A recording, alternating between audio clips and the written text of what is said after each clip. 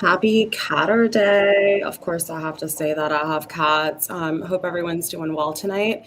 We're going to jump back into the UFO Disclosure Forum. We left off at like 2 hours and 28 minutes. We're going to continue that. There were a couple of things I know in the description. I'm still mentioning Epstein Files. So I don't know if everyone has seen the news, but apparently there is a judge that is requesting to have those released unredacted. So I'm really excited about that. Hopefully that comes to fruition. So that way we can hopefully deal with this and at some point move past it. And, then of course we're going to finish this. And if anyone has any comments or thoughts, please share them below. I would love to interact with others that are watching, paying attention, and that maybe have some opinions or even experiences that they'd like to share. I would love to hear about it. So let's go ahead and jump back in. Let me go ahead and get this one up. And let's get started. Time in your day and sort of, this is a big deal if one of your subordinates does something like that. There is no HR for UFO twit, as you guys probably I think that noticed, but I don't think that's a reason not to have whistleblower protection, but I do think it needs to be carefully crafted. Go ahead. Well, I would say that your reasoning is certainly not unsound, and this has been the rationale, I think, for that's prevented reforms to date. It has been reluctant to.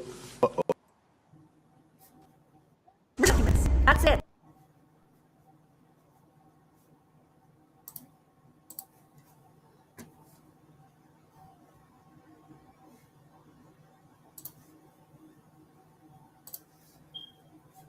Open the floodgates, right? Waste, fraud, and abuse has been around forever, and people who report that should be and have been rewarded. But at the same time, you do have this problem of how do you control your workforce, and do you let them make frivolous charges and the like. So it is a problem, and you see that Congress is reluctant to really vigorously reform the whistleblower protection standards. At the same time, I think that something could be done around this specific issue. Like, you could set up a set of protections for this class of whistleblower. And you could put a sunset on it.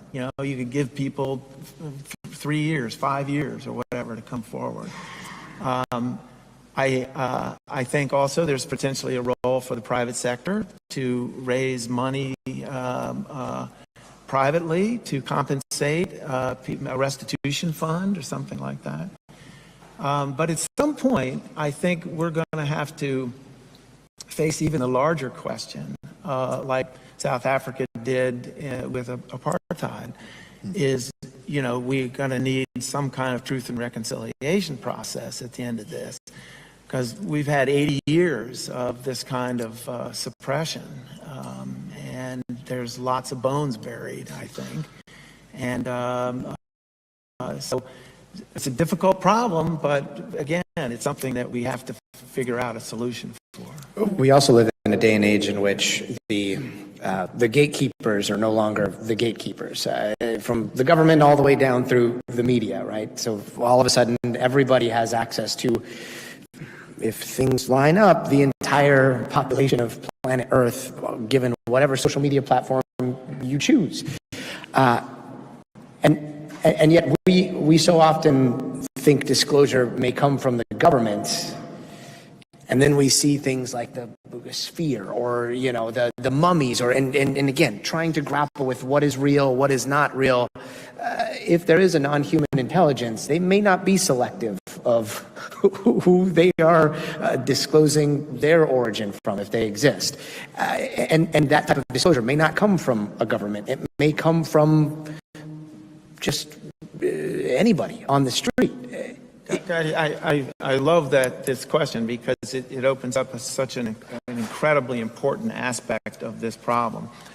We have Avi Loeb here, we have other technical scientific people here, Hal Puthoff, that represent private efforts. Never mind, the hell with the government, you know, let's figure this out ourselves. And we're, you know, maybe getting to the point where private sector funding and private sector acumen and the instruments that are affordable and so on, that maybe we can think about the private sector discovering things on its own without the government. I would also say that people have brought up here today, the people who have encountered non-human intelligent beings, either been abducted or close encounter, and they have a lot of information.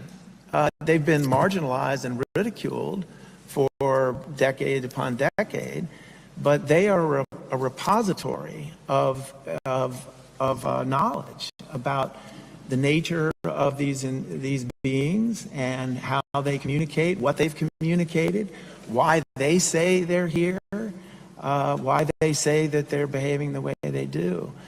So I think there is a great untapped potential for the private sector to pitch in and solve this problem. And it's been...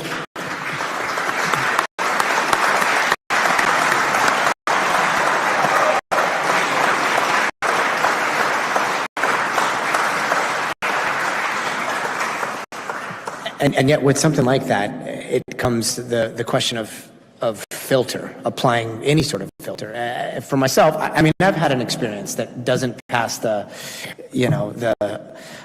unfalsifiable threshold there, where it's like, okay, I just, I don't know. But when you're dealing with that at scale, how do you apply any filter to try to suss out the signal from the noise? Merrick? That's the million-dollar question from an analytic perspective. And I want to go back to kind of the discussion just now and kind of bring this all together. I think if you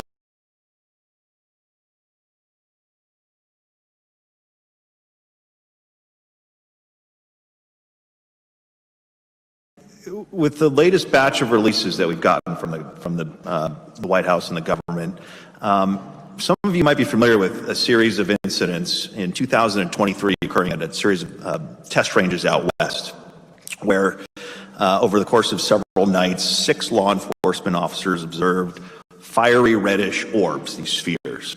Fast forward to late last year, 2025, and you had quite literally senior intelligence officials flying around in a helicopter, literally hunting UFOs. They had received word, intel, radar tracks that there was anomalous activity at another range out west. I don't know what that is. China Lake, you can go up and down the list, but apparently this is around one of these sensitive facilities, and they're in this helicopter flying around, and all of a sudden you see these 4, 6 observers, pilots in this helicopter see these bright reddish orange orbs right above the rotor blades, lighting up apparently in a T-shaped formation. They move on, they get some more radar tracks, and they ultimately see, they've got their night vision goggles on, and they know that fighter jets are operating in the area, and they see these bright reddish orange orbs directly above these fighter jets, flaring up and then flaring down. And oh, by the way, the government has released 32, I think, images, infrared images from that second series of events, that helicopter, that helo series. And guess what? You can see a round object, black hot, very black compared to its surroundings, and it's a desert background, so it's not a Starlink flare for our skeptic friends out there. And oh, by the way, this is the Foo Fighter phenomenon. This goes back to 1945, where I find this truly fascinating. The oldest documents in these releases, 1944-45, describe precisely the same phenomenon, the same morphology as the most perplexing recent incidents. So I think that from an analytic perspective, I see that as a form of soft disclosure. The government is saying, we have this one morphology that we are seeing consistently operating in clearly intelligently controlled ways. That is out there, folks. Anybody can go on war.gov/UFO and look at this. This is happening live. Again, this is only people in the weeds kind of connect these dots, but we're here. This is happening right now. So I probably didn't answer your question, but I did need to highlight that incredible series of events that we see consistently. And I'll just add quickly, I'm one of the weirdos who's gone in and read the raw case reports from Project Blue Book over the years. And guess what? Reddish, fiery orbs are ubiquitous in these reports. And I can point to several instances in the 1952 Washington, D.C. flyovers where people saw reddish orange orbs, Foo Fighters flying over D.C. So this is it. This is happening live, and I think this is a form of soft disclosure. Go ahead, Admiral. Right. And to go back to your question, though, about how do you filter the signal from the noise, scientific standards is the answer. And so if we get not only private citizen scientists, which I think Kirk was alluding to, but academic institutions to mainstream this. This is a problem. The government relies on all sorts of academic institutions and labs, and getting them to accept and institutionalize the research of UAP is going to increase our understanding and also make it more palatable for the public. And that is a movement that's occurring right now. You have it at Harvard. You have University of Albany just got funded to study UAP. You have the Soul Foundation at Stanford University, and there are others. And so it's happening. It's growing. I think one of the incredible telling things is that those videos have been watched now over 1 billion times. Right? It's incredible the amount of public interest in this topic globally. So I find that very encouraging. And yet, when I watch those videos like a hawk, I am looking for certain characteristics, and some of them come close, and yet that smoking gun eludes us. And if you've covered this for as long as I have, or you've been dealing with this for as long as you have, there are always rumors about things that could allegedly settle this once and for all immediately. Right outside of these doors, we have such and such, or we're going to airdrop this video to everybody right now, and from here on out, we don't have to talk about whether or not this is happening anymore. Are those things real? How close are we to actually seeing things emerging from the ocean, or things from 50 feet away from a cockpit, or things with high fidelity, a physical evidence that could just put this to bed today? Yeah. One thing I can say is that we've helped to Representative Burleson compile lists of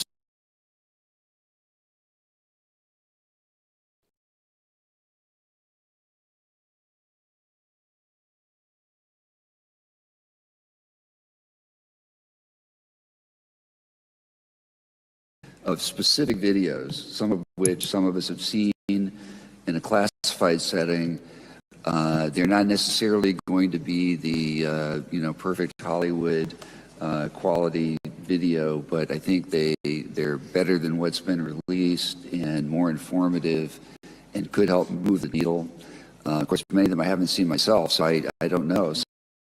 Any of them you haven't seen, but have seen? I have seen some that would, I think, move the needle. And move the needle or like break it? I think it would be not necessarily. The skeptics are going to be resisting anything up to the point of the president coming out making an announcement. I don't think it is going to settle the issue. You think that would settle it for them? But I think it would. I think there's certainly video that would help move it further, much further in the direction of, wow, this is kind of crazy, and this is hard to explain. And we're actually specifying individual videos and helping the Congress prepare lists of those which are being requested. And the needle is already moving tremendously. So on behalf of everybody, thank you guys for this. Admiral, have you seen anything that would break that needle? No, I've not seen. No, I got it. I've not seen with my own eyes, even though I know people who have. In fact, Chris just mentioned this now captain, by the way. He's got promoted to captain in the Navy, who observed a triangle over the interstate near Norfolk. And these are pretty convincing, and I'm not in the camp to think that's our technology. So I know people, but not myself. I think that could be our technology, but I would point out that those triangles have been observed since at least the 50s. So it's not just our technology. It might have been reverse engineered, perhaps, but it's not historically always been our technology. It doesn't have to be us today. It could be us tomorrow. Can I quickly jump in? It's not just the 4 or 5 of us talking about black triangles. The former deputy director of the Pentagon's UFO analysis office, the All-Domain Anomaly Resolution Office, Tim Phillips, has said the 2 morphologies that perplexed him, freaked him out are, you guessed it, fiery spheres and black triangles. That's the government. The deputy director, acting director of that office has specifically said the government is perplexed by black triangles. So, do with that what you will, but I think that is, again, it's not just us talking about that. That is the government. In terms of the chain of command, when somebody sees something like it goes up and it goes up and it goes up, going back to who is in charge of getting to the bottom of it, and who is in charge of just turning back to the troops and being like, all right, go back to the status quo, go back to normal life, because that right there seems to be, at least for us, with the fidelity of the sensors that we have and the access to a lot of classified information, that seems like the choke point. Well, right now, their Office of Director of National Intelligence is the point office, if you will, the point man, and that's who we're reporting to in the Science Advisory Council, and they're on top of it, and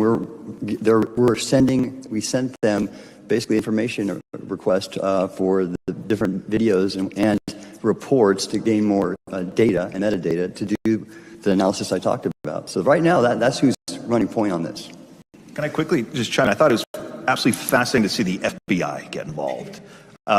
Real life X Files, by the way. And they have put out some of the most intriguing products in these releases, to be honest with you. The 302 forms, the witness interview forms, and they've done composite sketches. They've created digital recreations that I think the more law enforcement, the more analytic eyeballs in the government from various entities and agencies that are on this problem, the better. The more diffuse, the better. I think that, again, I would hope that curiosity among Agent Smith and Agent Jones grows and grows and grows, and that there's, kind of, again, this organic growth within the government spread out that can only lead towards, hopefully, more transparency and disclosure. Mark, I want to ask you,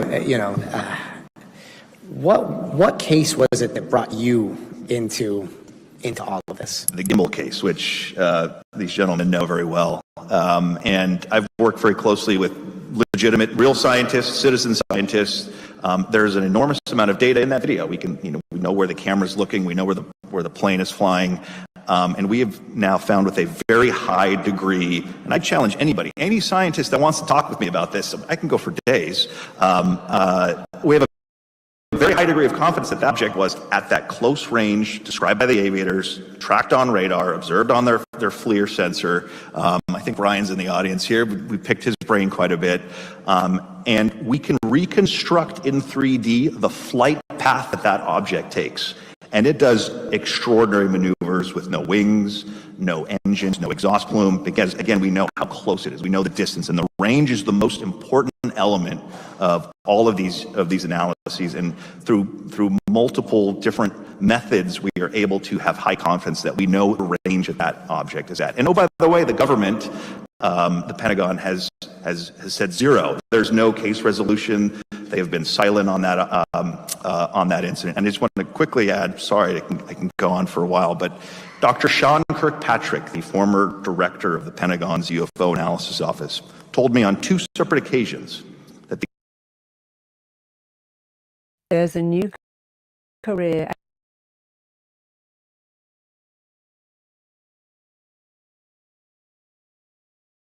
that the gimbal object was a balloon reflecting sunlight.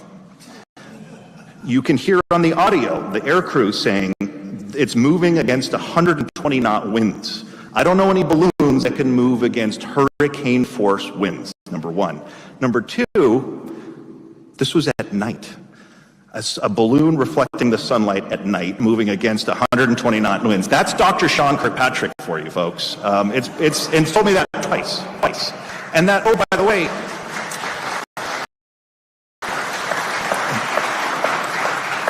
that is the most recognizable UFO footage of all time. And what did the taxpayers pay him to do? Study UFOs. And he's telling me that the most recognizable footage of all time is a balloon moving against hurricane force winds. I don't tell you.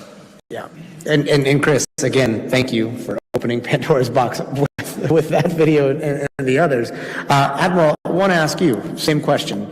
Was there a particular case that forced you to look at this?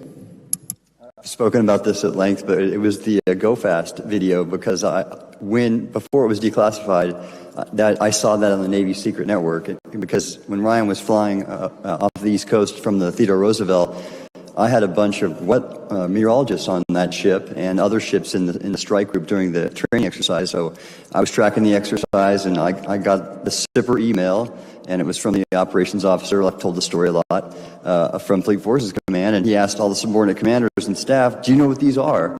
We're having near mid-air collisions in this exercise. We're going to have to shut it down if we don't resolve this." And so yeah, that video crossed my desk, and I know we don't experiment with technology like that in training ranges, especially if it's going to potentially hazard aircrew. And then Jay Stratton and I have addressed this. He was involved in getting that video and the email taken from everybody's computer afterwards, because at the time they were not sure if it was foreign tech or not. But since they've determined it was unexplained, and it wasn't foreign tech. Just very quickly, the Go Fast video occurred 10 minutes before gimbal, and it's the same aircrew, same night. There are people that shrug, and then there are people that don't. And, that's kind of what leads you down this path. So appreciate that. Kurt, same question. Was there a particular case that brought you in? I think the case more than any other for me was the Tic Tac incident off Southern California. Sitting down with Dave Fravor and Alex Dietrich, those pilots, and they walked through carefully the sequence of events. That one had everything, right? It had 8 sets of eyeballs from experienced operators on this object. You had radar from the E-2C, the Navy's version of AWACS. You had the Aegis radar getting the thing. You had the radar on the F-18 at one point got it. You had infrared sensing of this object. All the same event. You had all these different modalities and different kinds of sensors all across the electromagnetic spectrum. And it's just an extraordinary event. So Yeah, that was early on in our investigation up here. That it was like, okay, this is really serious. And Kirk points to something I think we should probably address in this national security panel, and that is there's been a running narrative from individuals, including the aforementioned Dr. Kirkpatrick, that the Tic Tac was U.S. tech. And so Kirk is fairly convinced that was not it was unexplainable. And I've talked to Alex and David and the other pilots myself. And so what about that disinformation? It'll be very interesting right now because with the whole Pursue UFO file drop, the Science Advisory Council, I'm waiting to see if that disinformation effort that the government has sponsored in different offices, if it's going to discontinue or not. I mean, it was only very recently that Dr. Kirkpatrick in Arlington, actually, in person, gave that narrative that it was a DARPA experiment, which I can convince you it was otherwise. Well, gosh, we have not gotten the hook yet. So since we're all here, and I think everybody in here is somewhat on a similar page or at least the same book.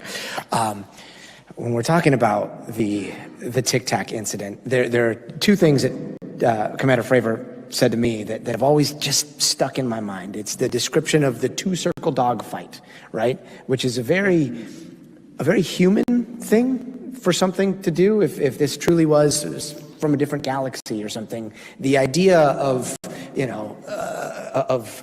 aft versus nose would not, like, it didn't have a front or a back based on the morphology, right? And so the two-circle dogfight is one. And then the other thing is the cap point, the teleporting to a very specific latitude and longitude, right, of what this is.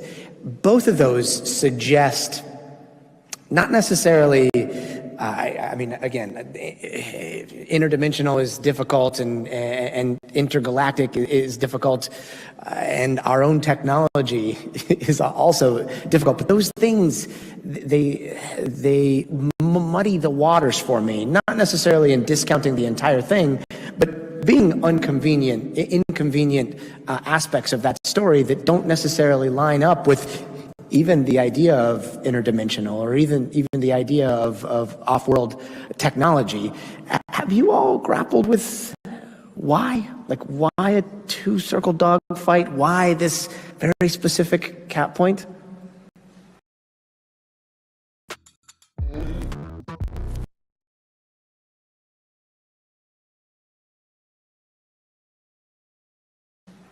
Well, obviously, we see intelligent control and some degree of consciousness involved, and obviously the cap point is some kind of non-local information transfer from the pilots to this phenomena.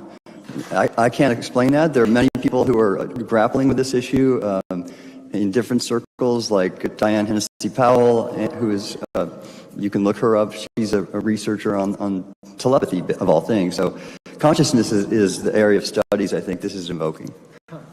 Do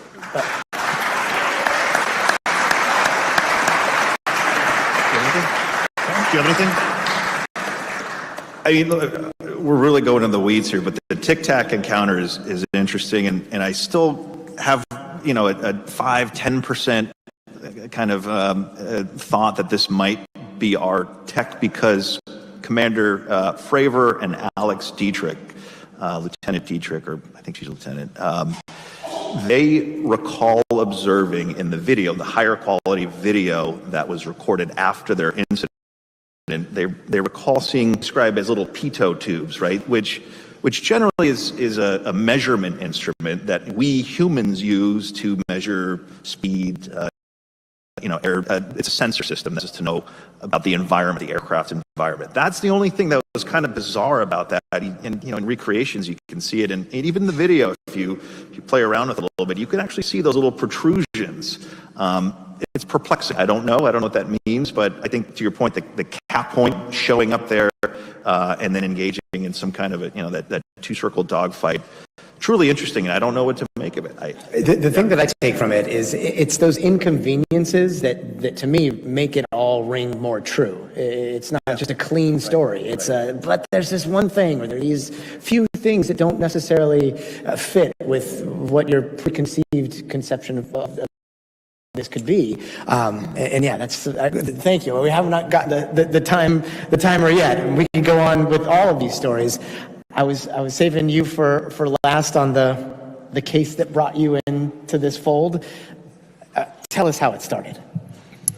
Talking about the Tic Tac case? No, I'm talking about whatever it was that forced you to take this, and it might be the Tic Tac case, but what and how did it happen, and where here in Washington, D.C. did it go down, and what did it look like? So I was doing some unpaid consulting and for Navy intelligence, and met Lou Elizondo, and Lou apprised me of these videos and others. A number of which have not been released, and we're still trying to get them released, and there's no reason they shouldn't be. And I just couldn't believe that nobody was doing anything about this, and nobody was taking action. Normally, for example, if we have Russian Bear bombers coming across the Bering Strait or something, we react, message goes up to the National Military Command Center, people are all over it. And this stuff was happening, and it wasn't being reported out through intelligence channels, et cetera. So I happen to know two people that were close to General Mattis, someone in the White House and someone on his staff. And we arranged for them to get briefings by some of the same Navy pilots. And it still became obvious after several months of trying that we were not going to be able to get anybody in the five-sided nut house to take action. So at that point, we faced the choice between doing nothing and walking away, or going and breaking the fire alarm box and going to the press and going to Congress. And it was just unacceptable to leave this situation unaddressed, in my mind. I mean, somebody is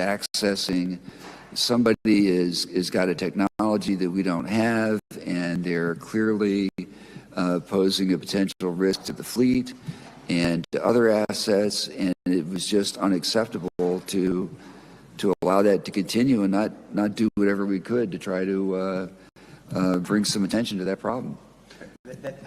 This is the origin story that has not been told yet.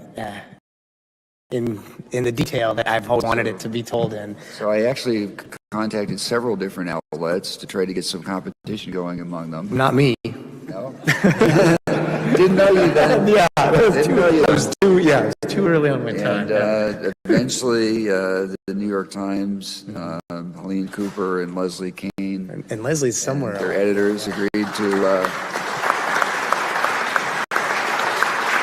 run the story.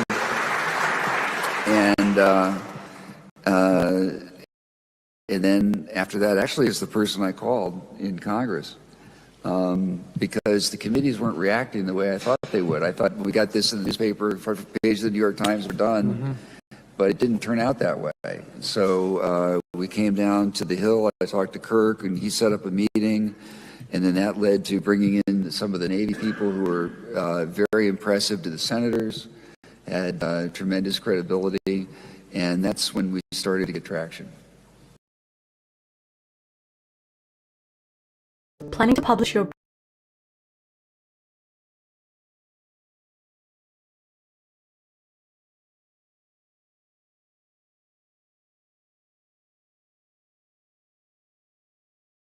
People like Ryan Graves is here, as well as Commander Faber.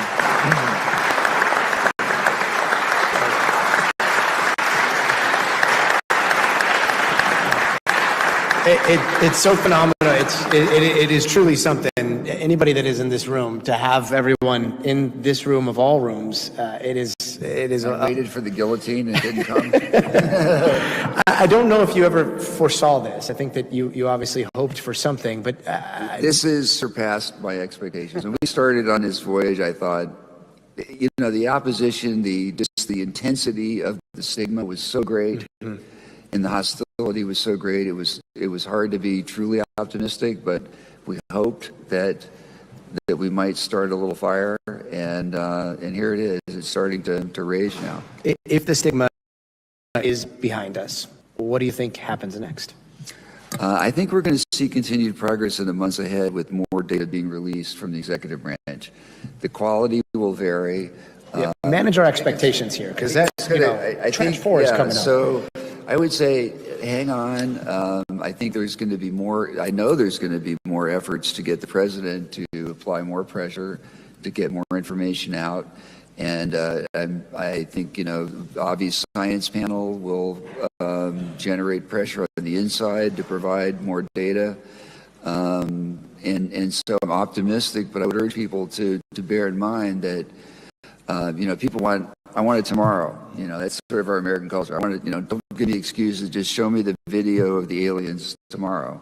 I don't predict that's going to happen tomorrow. I predict a little bit of patience is going to be required, but I think we're on the right path, and I think more information will be coming out. And I'm hopeful. I'm optimistic over the long term, but I don't know. Is that a year? Is that 2 years? Is that 3 years? I don't know. This is a very important question. I think I would argue this is the most important question of this panel. Is there something that you fear could totally derail the disclosure that we've seen so far? I'm not losing sleep over that. Okay. How about you, Admiral? I agree with Chris. I think there's too much momentum right now in the public and private sector and universities, as I mentioned. I think it's unstoppable. And by the way, those are all constituents. So if not this administration, the next administration, or the next, they're going to be behind what we're calling for today. And we've seen, the efforts and how bipartisan it appears. Mark, do you agree, or do you think that there is something out there that could potentially derail this? Yeah, I don't think the toothpaste is going back in the tube. I think the momentum, the critical mass is there. So I agree with Chris and Tim. Kirk? I am hopeful in the way that my colleagues here are. At the same time, the history of this is, and we were talking about this over dinner last night, is, it has been cyclical. Mm-hmm. Like you reach a certain apex of interest and attention, and then the government sort of hunkers down and hangs in there, and then it kind of recedes from public consciousness, and then you wait again. I think that we're not in that situation this time. I think that it's going to continue to build and lead to success. But I am mindful of the history here, and we can't take it for granted that it's going to just keep going. People have to really continue to work. Yeah, I mean, and again, I hate to be the one on this side of the table that does have a fear, but my fear is the shrug. That shrug is very, very powerful. And the American people, as you said, they want answers today, yesterday, tomorrow, especially for something that happened, half a century ago or beyond. And so that shrug is a major concern. How do you go about continuing to keep people's eye on what's happening without actually being able to deliver a definitive answer as to what this is? I'll quickly just jump in on Kirk's comment about the history of this, and he's absolutely right. There is a reason to be pessimistic, but at the end of the day, over the last 80 years, the government never officially acknowledged any kind of anomaly. Now, those red orb incidents are out there. That is out in the ether, that's out in the open, that has been disclosed. And I don't think there's any coming back from that. That's the fundamental difference, right? There is more data, there is more out there now. Whereas in the past, again, this is denial, ridicule, obstruction, obfuscation. Well, the NHI, whoever is coming here, gets a vote too, and let's hope they're listening in how they behave and how they interact with us. And it seems like the pace of this is sort of picking up, and so that can be a source of disclosure right there is what they decide to do. Well, they let our mics work this entire panel, so it sounds like they're listening. I think we've gone over on our time, so yeah. No, we're good. Thank you so much. We have a few more minutes until Senator Rounds gets here, and I'll selfishly butt in for a second. I think one of the things that we're doing to try and answer that question, okay, we know that with these releases, there's 1.5 billion views on the war.gov/UFO site, right? That increases the political capital for this topic dramatically. Another thing that increases that is like polling work, where we're demonstrating that this is bipartisan, bicameral, believers, non-believers. People have a deep intuition that they're not being told the truth, and they want transparency. I truly believe in Washington you could run as a single issue platform of transparency and get elected.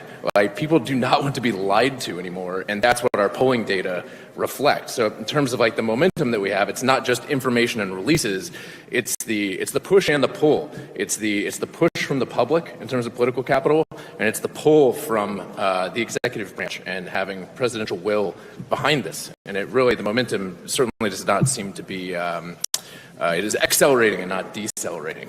Let's hope it continues. Thank you guys so very much. Indeed. Thank you so much for the other, since we do have, I think, a few minutes. No, Senator Rounds is here. Oh, Senator Rounds is here. Excellent. Okay, well, let's move on. Thank you so much again to the panel here. Thank you to Gotti Schwartz from NBC. Thank you so much. It's a pleasure.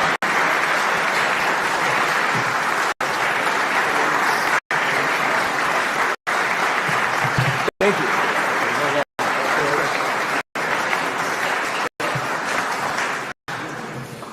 All right.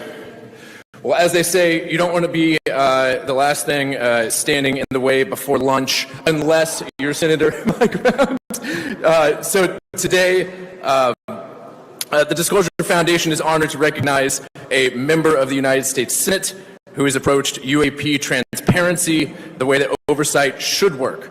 Methodically, seriously, and without grandstanding. Senator Mike Rounds has been a steady and credible voice on this issue, using his position to ask hard questions of the intelligence community and hold the right people accountable behind closed doors and in open sessions alike. In a debate that has never lacked noise, Senator Rounds provided something rarer, rigor. His commitment to getting the facts right has made him an indispensable part of the legislative push for disclosure.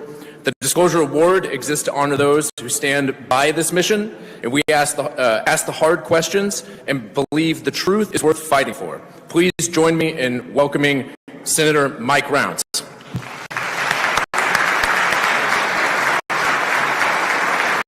Thank you so much. I value everything you do. Thank you very much. I'll put this up here for you, and that is. Thank you. And look, I understand that I am the last thing standing between you and lunch, and so I will be brief, but I do appreciate the opportunity just to visit with you for just a few minutes. For a number of years, I've been concerned about congressional oversight of matters related to unidentified anomalous phenomena, or UAPs. I believe Congress has the responsibility to exercise this oversight with an eye towards accountability by the executive branch. This impacts our national security, our fiscal responsibility. Most importantly, we must make sure our citizens are aware of the government programs concerning UAP, but within the constraints of necessarily classified information. This concern is a bipartisan concern. I've co-sponsored legislation with Senate Minority Leader Chuck Schumer designed to significantly increase executive branch disclosure and transparency concerning UAP-related matters. Since 2003, we've sought enactment of the UAP Disclosure Act and the National Defense Authorization Act, or the NDAA. This week, Leader Schumer and I will again offer this vital legislation as an amendment to this year's NDAA, and we hope to finally bring it over the finish line. Now,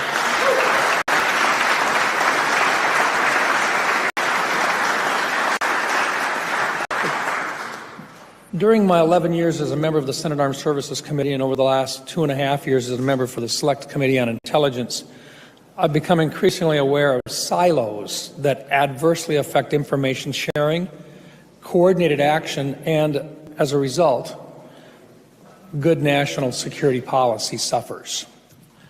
These silos do not only exist between national security agencies and between elements of the intelligence community. They also exist between congressional committees with jurisdiction for national security. As one of the few members of the Senate who sits on both the Armed Services and Intelligence Committees, I am concerned about the silo between these two committees, which can create all kinds of problems. One of these is preventing proper congressional oversight of UAP initiatives. I will continue to work with my colleagues to overcome this interagency and intercommittee issue that can really get in the way of proper UAP oversight. One aspect of required congressional oversight is making sure that we are taking a science-driven approach to UAPs. We need to make that an executive branch priority as well. Now, I will close this discussion of the UAP Disclosure Act. I want to talk about it for just a little bit. The measure is directly modeled on the legislation Congress passed in the 1990s to set up a process to declassify and release the records in the federal government's possession relating to the Kennedy assassination. 30 years later, some records are still withheld, but overall, the process has been deemed successful. While the measure was included in the Senate-passed NDAA in 2024, it was unfortunately dropped from the final version of the bill that was negotiated with the House, who opposed our amendment. We were able to establish a UAP record collection in the National Archives where all records from all parts of the federal government are to be retained. However, we dropped the creation of a records review board composed of eminent expert citizens with clearances nominated by the President and Senate confirmed. This board would have overseen the record review and declassification process to include identification of any conscious effort by an administration to withhold appropriate information from Congress or the public. I look forward to continuing work with my colleagues on both sides of the aisle to make the review board a provision of law. In the meantime, I encourage all of you to remember that UAP transparency is a marathon and not a sprint. It took many decades to result in the status quo of overclassification, and it will likely take time to find the right balance between protecting our national security and giving the public information which they have a right to know. Once again, thank you for being here today, and thank you for the opportunity to speak with you.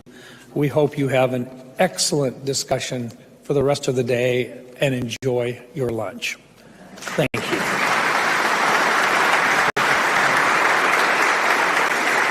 Thank you very much. Thank you so much. Thank you. Congratulations. Thank you so much for all you do. I'll get out of your chair here and let you guys get out of here. Great. Thank you so much.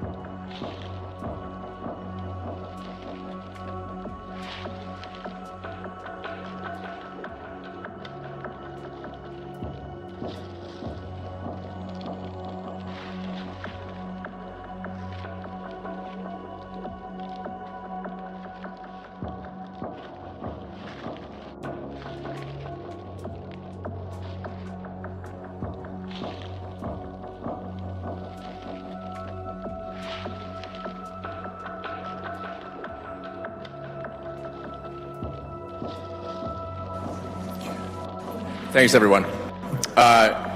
So our next panel is on science and investigation from anecdote to instrument data.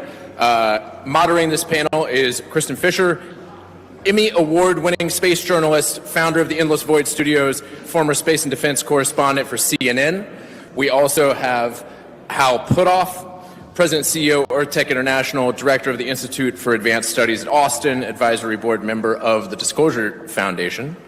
And then Professor Avi Loeb, he's the Frank Baird Jr. Professor of Science at Harvard University. He's an Advisory Board member of the Disclosure Foundation as well. And we are delighted to have you all today. Kristen, thank you so much for agreeing to moderate this panel, and I hand things over to you. Thank you so much for having me, Jordan. I'm truly honored. Oh, and everyone, please push the button to talk. And we have gotten some polite feedback online that it's been difficult for people to hear. So please lean in and speak directly into the mic. Thank you. We can figure this out, right? There we go. Jordan, thank you so much for having me. I am truly honored to moderate this panel with two such distinguished panelists. And Jordan and the whole Disclosure Foundation, I mean, you guys did a fantastic job of picking panelists that are incredibly timely and relevant, because Professor Loeb over here just 2 weeks ago was named to the government's new UAP Science Advisory Council. And Avi, I understand that you have a brief presentation that you want to give. So why don't you go ahead, get behind the podium. What do you say, about 5 minutes? Can we get through it in 5 minutes? It's okay. If you go a little over, that's all right. Okay, take it away, Avi. And then we'll get into the Q&A.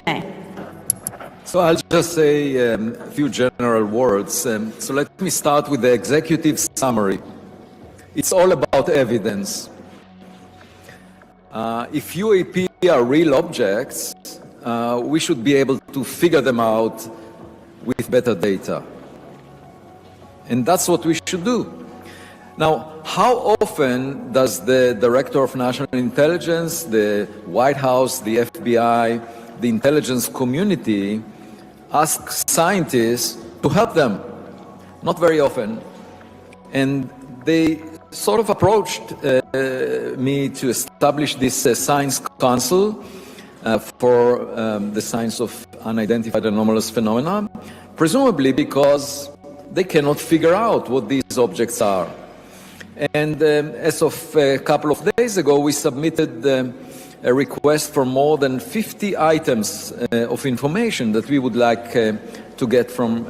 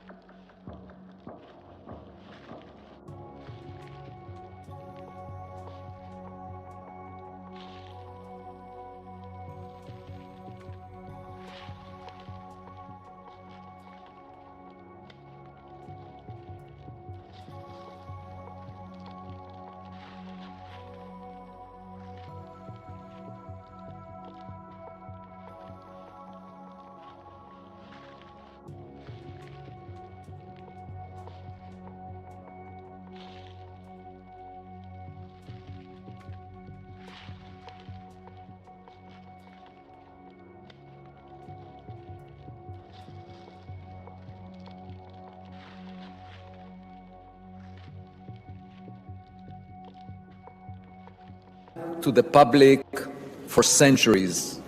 And they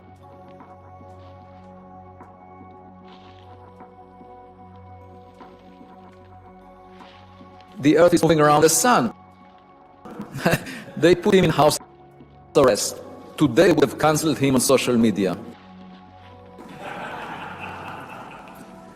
So what was surprising to me is that on June 12th, that's the day when Steven Spielberg released his film Disclosure Day. On the same day, there was a real disclosure by the US government. The most interesting report in that disclosure came from John Kozlowski, Dr. John Kozlowski, the director of the Domain Anomaly Resolution Office, talking about an event that lasted 2 days in October 2023, relatively recently. We're not. So, you know, there are basic questions. Is there a there? I cannot understand. The answer, I think, is yes, because apparently the Pentagon.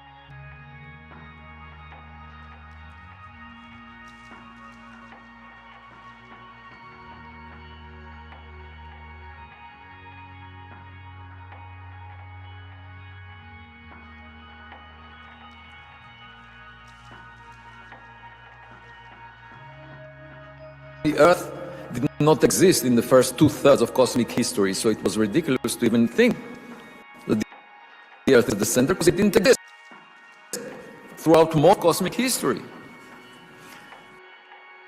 So if we have a neighbor, it will not depend on what people say on social media. And for us to find it, we need to collect data, analyze it so that everyone will be on the same page. Of this council, so I'll just say a few brief words about. Obviously, the context is Enrico's Fermi's question, everybody, and the possible answer is right here.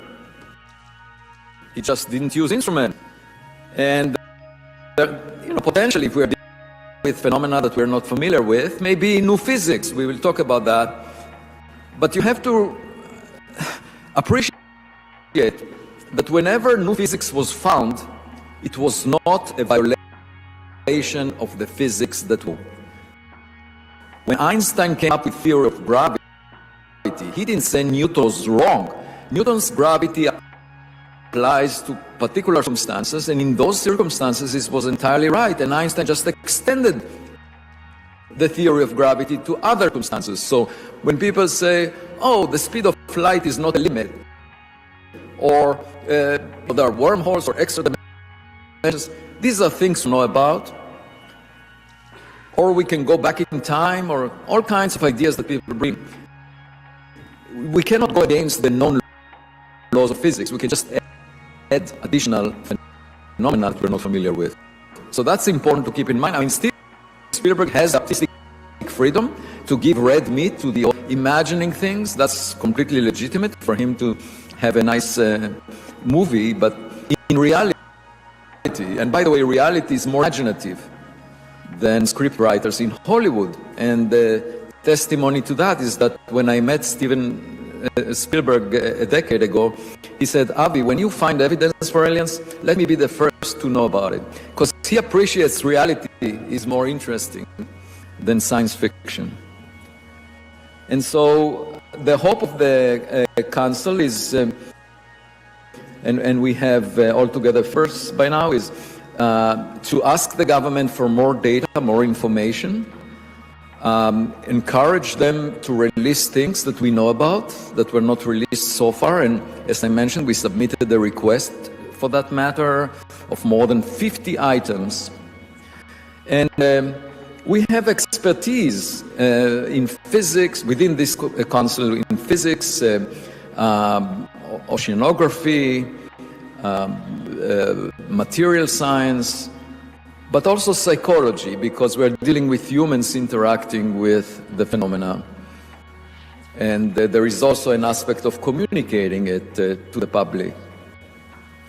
So we have an exceptional team. I feel grateful to all the members that work together as a team. And my hope, I mean, the real test whether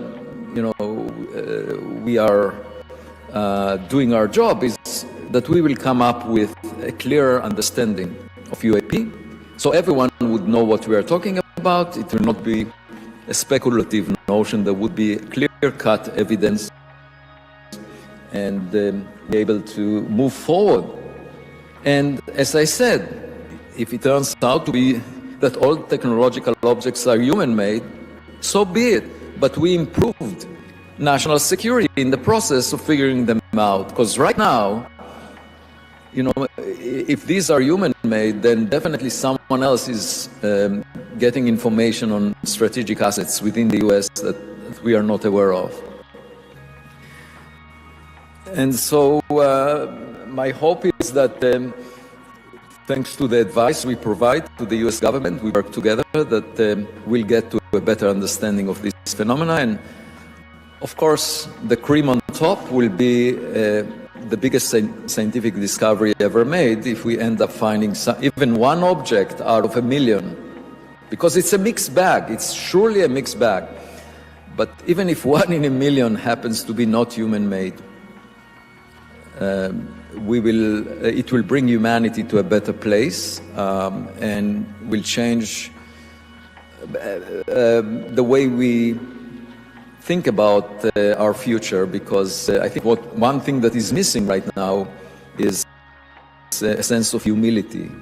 And if we realize that there is a smarter kid on the block, that we are not at the top of the food chain, cosmologically speaking, we will recalculate our place in the universe. And of course, the other thing it will do is to educate us about new science, new technology, and encourage us to explore space, change our priorities instead of engaging in conflicts worldwide. And I'm sure that many of you are frustrated with everything happening around the world. Perhaps such a knock on the door by a neighbor will bring humanity to its senses, and because we will realize that there is much more real estate out there, and that the universe is much larger than the small rock that we were born on. And going to another rock is not very visionary, just going to Mars or the moon because they happen to be nearby. That's not the real vision that we can pursue as the human species. It's actually becoming interstellar. Thank you.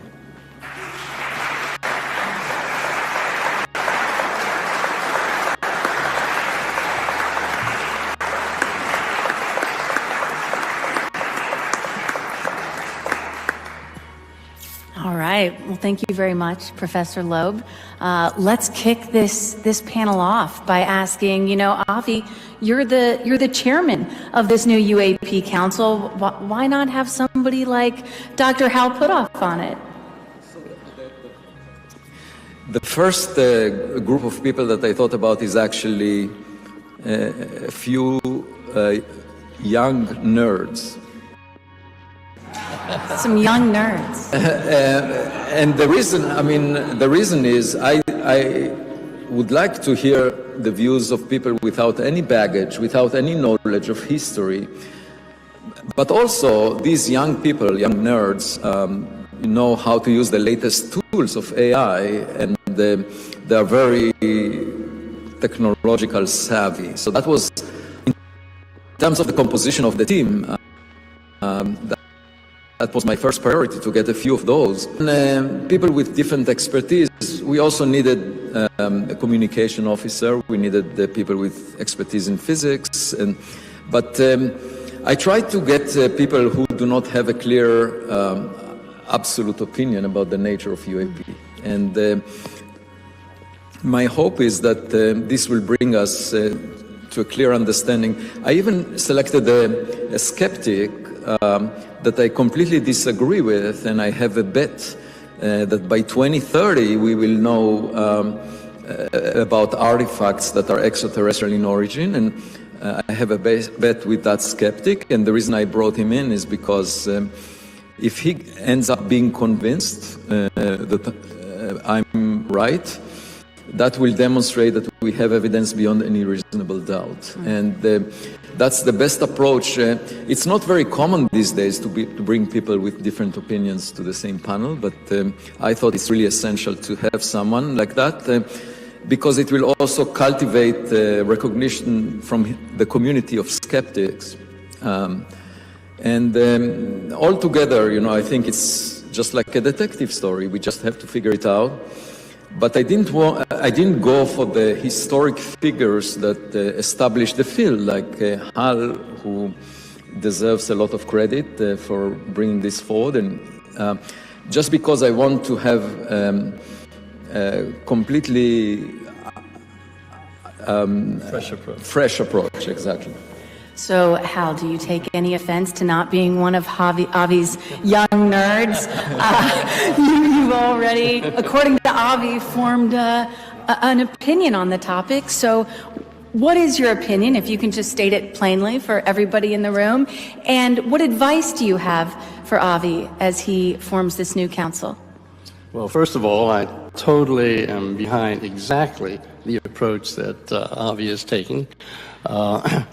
Data, analyze, fresh minds brought to the issue that don't have the long history that I happen to have being involved in the issue. So I think the setup of that organization, and with Avi's leadership of it, is exactly what the field needs at this point. Now, of course, I come having been Chief Science Advisor for the DIA's OSAP program, working in highly classified levels. I come in with a wholly different viewpoint.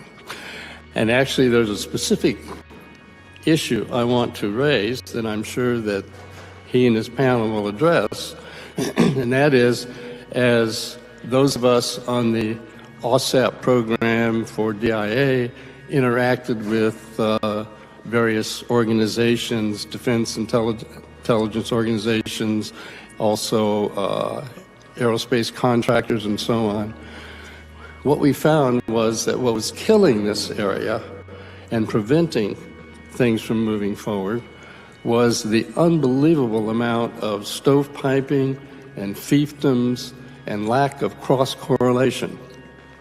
So you'd have people sitting at desks in some of these aerospace corporations who couldn't even talk to the person in the next desk about what they were doing. Well, I have what I consider the best example of all, and that is Edward Teller, who was father of the H-bomb.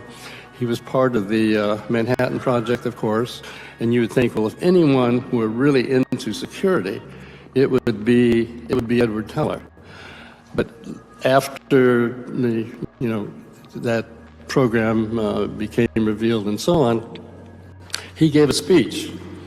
And in his speech, he said, We had the maximum security you could possibly have, the maximum kind of stovepiping and fiefdoms and separations in the Manhattan Project, and we worked our way toward the atomic bomb. But basically, Russia worked its way up the ladder at about the same rate we did. On the other hand, in electronics and circuitry and that kind of stuff, we didn't classify anything. And we took off like a rocket and left Russia in the dust. So in fact, the truth of the matter is, even if you're worried about security, I think we have a better chance at dealing with the security that we do need to be conscious of by having much more cross-correlation. And so that's a big reason that I'm basically involved in the whole idea of disclosure. And I know that from having talked to people in various spots, my God, if only those two people would talk together, you know, we would move ahead a lot faster. So the idea of having transparency and a lot of people working together and sharing ideas and so on, even from the standpoint of national security, that's going to be tantamount if we're going to move forward. Now, unfortunately, from our standpoint, the American standpoint, our two big potential adversaries, who are the Chinese and the Russians, they don't have that problem. They just take their 1,000 engineers or whatever, throw them in a big camp and say, okay, figure this out.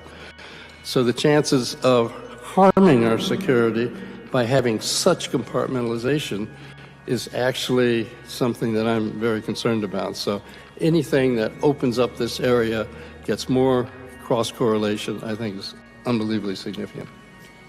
So you started by talking about data, and that's what this panel is all about, science and data. Not the sexiest title on surface level, but as everybody in this room knows, it's absolutely critical to get this topic from just being anecdote into potentially proving some of the things that many of the people in this room have been talking about. And I love that we have the two of you up here, because the two of you approach UAPs and this phenomena from two very different data sets. You have Avi, who of course works from publicly observable data with the Galileo project, and then Hal, of course, has decades of access to classified data. And so, Hal, I'm wondering if you can explain, what do you think is the single most important category of classified data that scientists like Avi still don't have access to?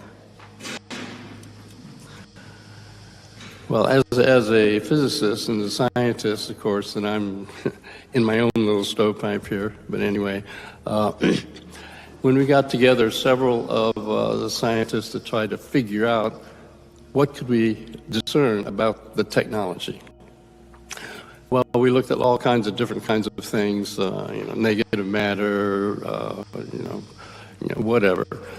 But basically, our efforts came down to kind of a certain area, which is basically engineering general relativity. All of our electronics that we're using in this room and so on, they're all products of Maxwell's equations from the 1800s. Okay. Now, it turns out that when we collect all the data about what the observations are for UAP phenomena, it generally falls into a category that it looks like that Einstein's equations in general relativity have been engineered. Because if you make a list, in fact, I did it myself. I took a piece of paper and I said, okay, I'm going to make a list on this side of the most weird things that have been reported about UAP phenomena. And for me, for my reasons, the weirder, the better. Because if somebody's making up a BS story, they want it to sound reasonable. So they say, well, I got close to the craft and it changes its size, or whatever. Okay, I like that kind of data. And then we come over and look at general relativity equations, and we say, well, if I could engineer general relativity, what would I expect to see? And it turns out that we found in our investigations that they seem to match up pretty well. So we have this hypothesis that space-time metric, as we call it, the properties of space space-time are being engineered. So unfortunately, it's okay, well, if we understand that, you know, I mean, we have our pilots telling us, oh my God, this stuff is way beyond our physics. Of course, to a physics nerd like myself, it's not beyond our physics. If it's alive, it's physics. But we figured, okay, we understand the physics. The problem is we can't do the engineering. We don't know how to do the engineering. So anyway, but as a result of all those kind of studies, we have a long list of things that should be pursued in the academic approach. That is, we have aspects of what's observed. For example, when people get kind of close to a UAP, they can get radiation sunburn, they get a little too close, they get soft X-ray and even develop cancer and so on. Okay, well, all that correlates with the idea that for whatever reason, when these craft manipulate space and time, they happen to get a blue shift in frequency, as we say. The frequencies go up. Okay, so that's scientific, that's now a hypothesis.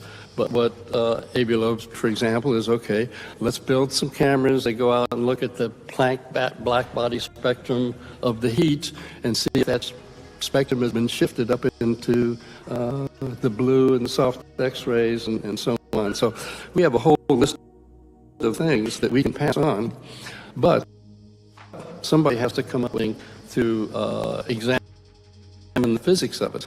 And so that's exactly how I think that some of the observations in the classified programs that are just sitting idle on pieces of paper, even though the correlation looks pretty good, we need to pass that on to the academic community where people can say, okay, well, I'll grab this element of it and I can set up a certain kind of experiment to investigate it. So that's the big thing we need to do now, and that's why those of us who have been involved inside the program are fighting so hard to push things out. And the truth of the matter is, fortunately, up till now, the people in the legacy program, so-called, have felt that they did not have the permission to be pushing things forward, because they want answers too, of course. But now that we have this new approach coming out of the White House, people behind the scenes who've always wanted to get more data out are now feel energized that they can do that. And it's not going to ruin their careers or whatever. So I think that thinking of the panel this morning as well as it's just going to rise up and then kind of fade away, I think this time it's not going to fade away because there are enough people on both sides of the dividing line who actually want to move forward. And now that we have a council like this that A.B. Loeb is heading up with a lot of young nerds ready to attack the physics, we can give them a whole list of things that could be done that we think would probably be fruitful. So I see a great collaboration between the academic community and those that have been involved behind the scenes. So hopefully over the next few days, weeks, months, more of that information from legacy programs, classified information, things that you know will be making its way to Avi and Council. But, you know, Avi, you've been a big proponent of open source data for a long time. Of course, classified data is important, but do you believe that there is stuff that the open source data can tell us that the classified information cannot? Definitely, because when data is open source, it allows a lot of people to think about it, and it's not just about a phenomena that is being described. Let's say you say, well, it may be explained as a distortion of space-time. No, it's not about that, because if it's a distortion of space-time, even if you imagine faster than light Alcubierre drive moving through the atmosphere, it will generate a blast wave in the atmosphere. You can solve Einstein's equations in the presence of the atmosphere, and the fact that you distorted space-time will move the atmosphere around in such ways that there will be a fireball, and you would see the fireball. If you don't see the fireball, it's something else. And so what the scientific engagement in an open source environment implies is that we can look for new signatures that will clarify to us what's going on. It's just like a detective going to a crime scene and trying to figure out what really happened. And we know, by the way, that in the courtroom, in the legal system, there were people testifying under oath. just like David Grush, under oath, that someone has to die because they committed a crime. And then when DNA tests came to the forefront, these people were exonerated. We are trying to look for the DNA test of the nature of UAPs. It may not be what people are talking about, even if they testify under oath. The way to figure out what really happened, or what really happens, is by collecting high-quality data, asking additional questions that will bring us closer to the truth. And as I said before, we should be brave. We should not always say, I believe it's this, and I don't want to hear more about it. Because if it turns out not to be this, but something else, even if it turns out that these orbs are human-made by another nation, I would not feel that my time is wasted, because I was helping the Pentagon, the intelligence agencies, the FBI, the White House recognize a national security threat that they were blind to. And if they recognize it as an important task for me to help them with, we can figure it out.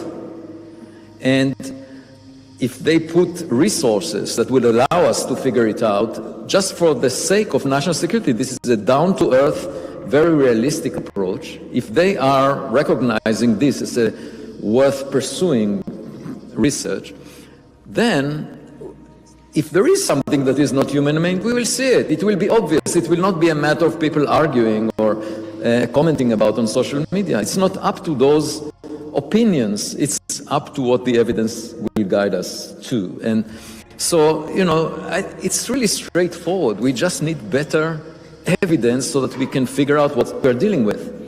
And what would be sort of the holy grail evidence? Oh.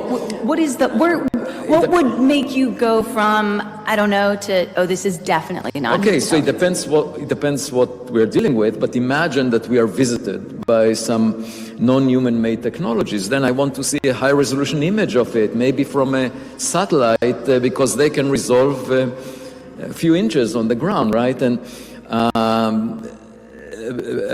I want to see some materials. I can easily tell you if someone gives me more than about 1/10 of a gram of material, I can easily tell you if it came from outside the solar system.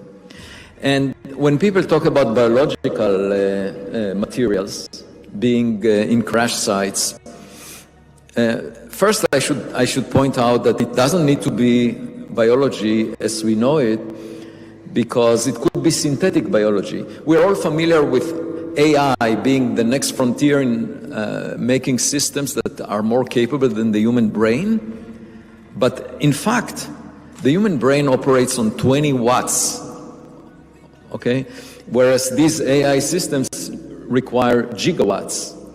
And the biggest advance that humanity will make in the future is not AI made of silicon chips. It's actually creating something like the human brain that is based on chemistry. So when I was asked by a student in France a week ago, he said, we haven't seen self-replicating probes visit us here on Earth. That means that there is no other civilization more advanced than ours, because self-replicating probes can fill up the Milky Way galaxy. And I said, that's not true. I interact with intelligent self-replicating probes every day. They are called humans.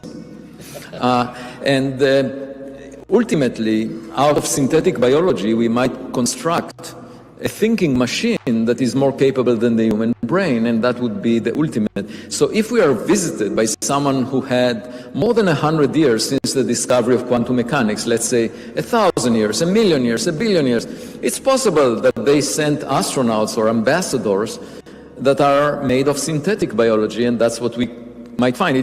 It need not be robots with AI made of silicon chips. We only have about 10 minutes left, so I want to make sure we get into some other topics before we run out of time. I'd like to start by asking you, Hal, to just talk a little bit about your evolution on the disclosure topic, because, correct me if I'm wrong here, but at one point you recommended against disclosure. Now you are for it, I believe, to a certain extent, without compromising national security. Do I have that right? And if so, what exactly changed your mind? Well, that is correct. I was part of a panel 3 or 4 decades ago, actually, and I was called in to participate in this panel, and there were a lot of people from intelligence agencies and the military and so on, and we didn't know why this panel was being formed. We were just said, we had to come, and I said, I don't have enough time to do this, and no, it'll be the most important panel you've ever been on. I said, oh, okay, fine. So in fact, when I showed up, they said, okay, here's the issue. United States, Russia, and China have evidence of non-human intelligence technologies. And we're thinking about presenting this to the general public. So what we need to do in this panel is to figure out what would be the consequences of that for the general public. Well, we all initially started out saying, oh my God, this is really going to be great. And so we made a long list. Actually, we had something like 60 items on the list. Okay, it could affect the stock market, it could affect religious thought, it could affect, whatever. And when we got down into the weeds, time we get down into the weeds, we're saying, okay, Corporation A was given materials by the government, but Corporation B wasn't, so they're going to sue the government and sue the corporations because they were left out of the loop and so on. So anyway, we added up a bunch of numbers for all the different 60 element items, and we all came up with negative numbers. And so it was decided in that panel, that this just isn't going to work. Part of it being that there's no way to deal with it piece by piece. You'd have to announce all of it and handle everything at the same time, and realizing that was going to be an impossible task. But as time has gone on, and just seeing how thought has changed, and seeing how our technologies have changed, and so on, my viewpoints slowly changed, and viewpoints of other people in the panel changed as well. You say it slowly changed, but was there a moment, was there a specific moment or something that happened that made you think, I'm now for disclosure to the American public, to the world? The specific moment would be being exposed to what the apparent reality was, that there really is something going on that most humans don't know about, and just recognizing that that's wrong. And how much of that reality have you been able to share publicly? Very little of it. And what would happen if you were to share some of that with just us in this room right here? Well, I could worry about going to jail. What we need to do is we need to restructure our process, which, thank God for Chris Mellon and Lou Elizondo and others, we are doing that. That's what we need to do so that it becomes safe for, quote, potential whistleblowers to come forth and say more. That's what it's going to take. But that is what I think is the next giant step. And fortunately, I see a panel like this that Jordan Flowers has put together is just exactly what we need to move the ball over the goal line to where this isn't going to go back into the ether. Avi, what are you thinking over there when you hear Hal talking about non-human intelligence over here and all that he's seen? We don't need the US government to tell us what's in the sky. We can just look up.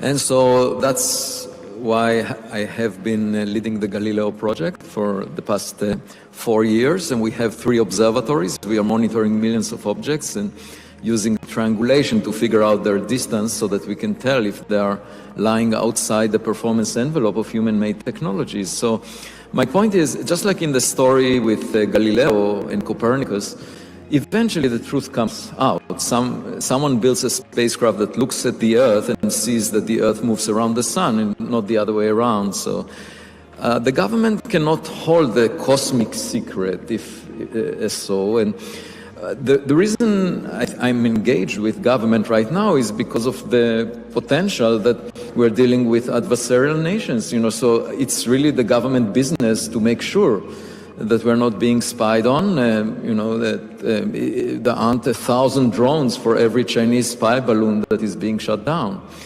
So that's a serious matter, and that has to be figured out. But in the process of figuring it out, we might find some that is not human-made. So we should all celebrate this moment where we cooperate, thanks to President Trump's directive, we cooperate with government agencies and can move forward. And it's really a new time in this context. So rather than be upset about or grudgy about what happened in the past, let's celebrate the future. I think it might be much better. The future, I'm always an optimist because life is very often a self-fulfilling prophecy. And if you're not an optimist, you will never make the future better than the past. Hal, as Avi goes out and points his instruments up, be it telescopes, all of his sensors, any advice for him on where he should look, where he should be pointing the telescopes, any clues, any hints that you can give us? I got to try, right? Well, it's easy to say to Avi because he does have an open mind. So in fact, the answers could be practically anywhere. I mean, I've written a paper on ultra-terrestrials. I said, who knows? Maybe there's some ancient civilization hiding in the seabed that, is behind all this, and no ETs from outside or whatever. So I think just keeping an open mind to deal with the data is the most important thing, and that's the one thing I know that Avi and his group are going to do. So that's, don't take out any hypothesis. We don't know what the answer is yet, so just let the data lead us to the truth. And that's extremely important. And I have to emphasize that most of the time in science, you are in a situation of uncertainty. What you find in textbooks are rare moments where people really converge on the answer, but most of the time in science, things are uncertain. And as much as it sounds like an open mind is easy, it's not easy at all. I get attacked from all directions. There are lots of arrows sent in my direction because people have their own opinions and they want me to comply with their opinions. But sorry, the only thing I'm willing to comply with is evidence.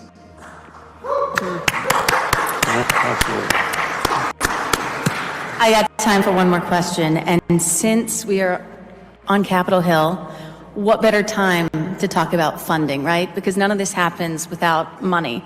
And so, Avi, the Galileo project is mostly funded by private donations. How most of your research has been funded by defense and intelligence budgets over the years.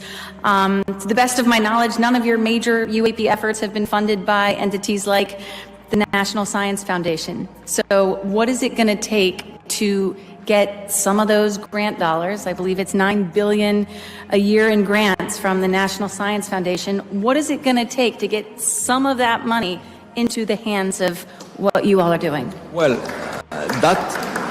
it's relatively straightforward. Currently, the astronomy community is obsessed with looking for microbes and willing to put more than $10 billion to the search for the chemical fingerprints of microbes in the atmospheres of exoplanets. And I say that when you go on a blind date, you better aim high, not low. You better look for someone who is more intelligent than you are, than for the most mediocre dating partner that you can find easily on the first date. But so it's just a question of perspective. If the astronomy community were to decide or to agree that we should allocate similar budgets to the search for mediocre dating partners in the form of microbes as to a partner that is more intelligent than we are. And by the way, going for more intelligent makes a lot of sense because the public cares so much about it, and also it will bring us to a better place. It will have a huge impact on humanity. So you multiply a small probability times a huge impact, you realize this is something we should pursue. But right now there is no funding. The other approach that I took was to have a public bet with Elon Musk. I said, I'm willing to put 1% of my net worth against 1% of his net worth, which is now more than $1 trillion. And we will check whether you, Elon Musk, were the most accomplished space entrepreneur since the Big Bang, 13.8 billion years ago. So far he didn't take it, but I'm completely open to that. And that's another source of funding that we could tap. I love that idea. Elon, are you listening? Another thing I would like to say in response to your question is that, in fact, there is some motion going forward.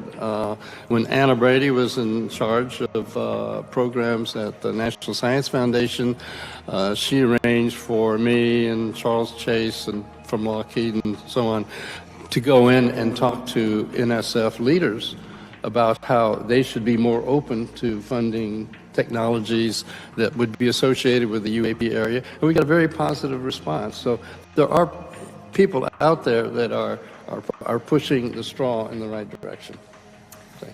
Well, Hal, Avi, we could go on all afternoon, but I think Jordan will kill us. So thank you all so much for being here. Avi, Hal, thank you so much for your time and expertise. It's truly been a pleasure. Thank you.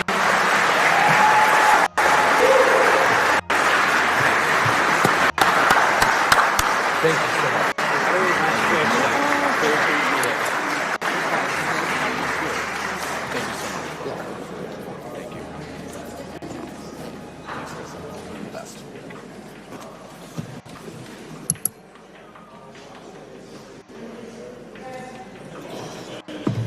Okay, so my notes are young nerds are getting mediocre dating partners. Did everybody catch that?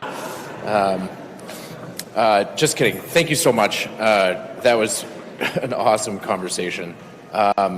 So the next talk that we have, there's a lot of discussion about what are the religious implications of disclosure. And joining us here today to discuss that is Dr. Carlos Ayer, PhD of religion at Yale University, the T. Lawrence and Riggs Professor of History and Religious Studies at Yale, I should say. And we're really excited to learn about his perspective. And when I reached out to Carlos and talked about the potential here, and we expressed our mutual affection for Jeffrey Kripal as a person and for his work, and that we realized that we also live about a mile from each other. And Carlos, I promise you are still invited for Taco Tuesday at the Flowers household. So please welcome Dr. Carlos Ayer.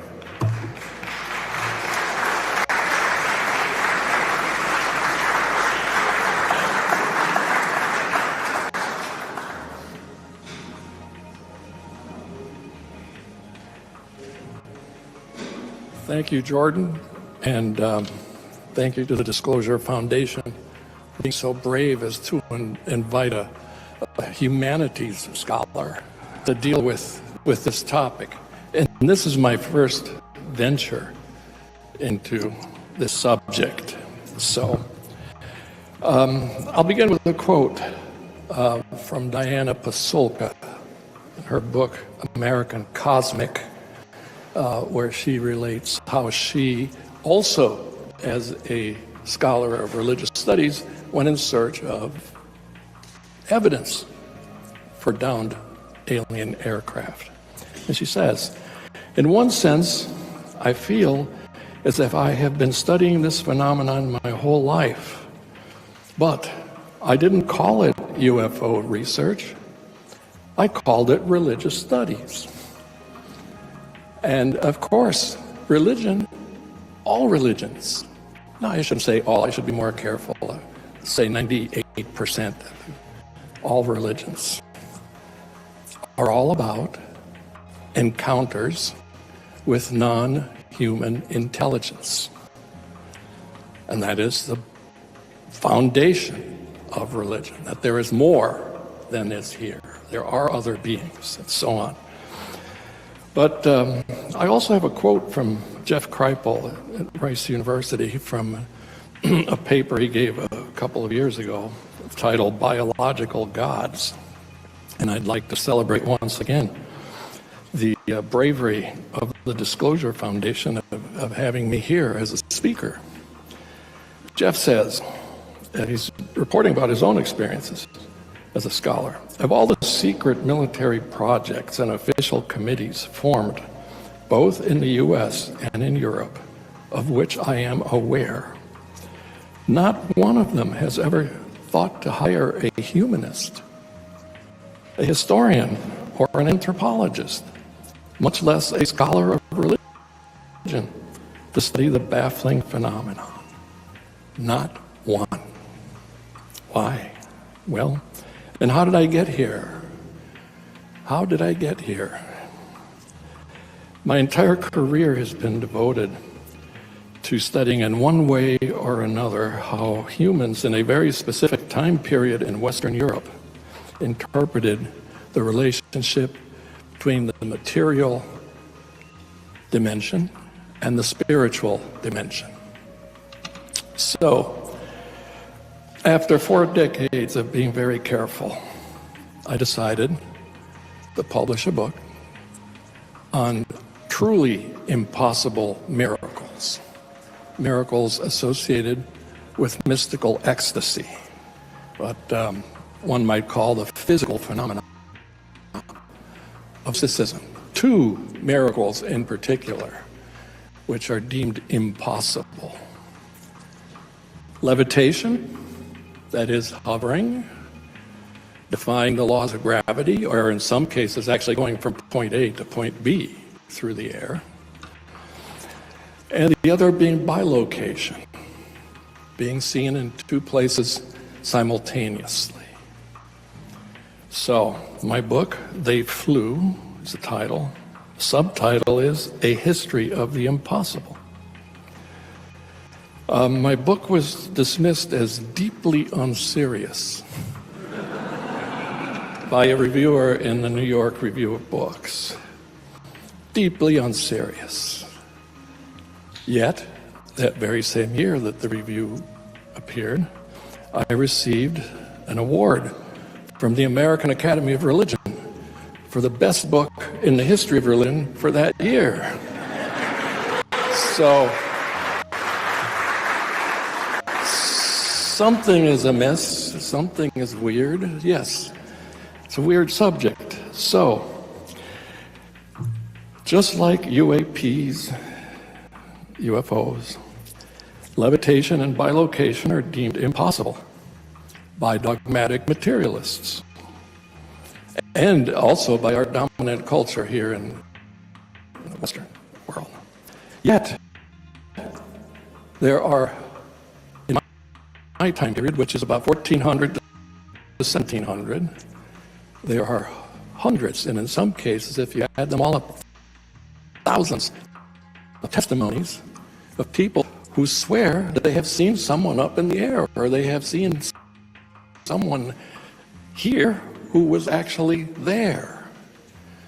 And in my case, I was very lucky because in my time period, everything changed around mid-16th century in the reporting of miracles, which is the Catholic Church set up a system for investigating the truth or falsehood of miracle claims.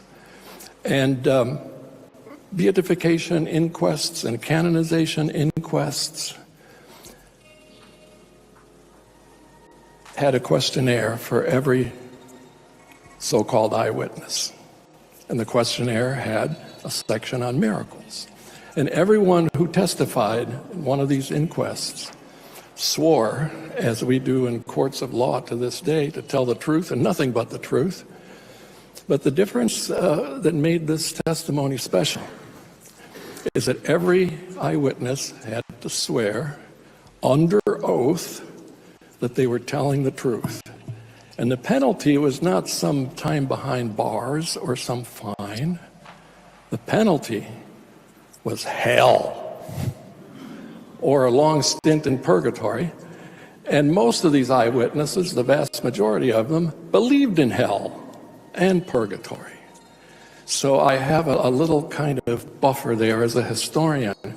What makes this testimony credible?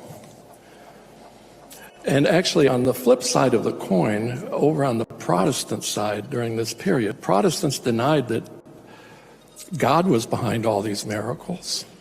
But Protestants, as a rule, continued to believe that these miracles actually did happen, except what they believed was that they were caused by the devil. So, another testimony that I found very compelling and very hard to dismiss as a historian was 1693 Boston, just after the Salem witch trials. A teenage girl is considered to be possessed by the devil, and she levitates.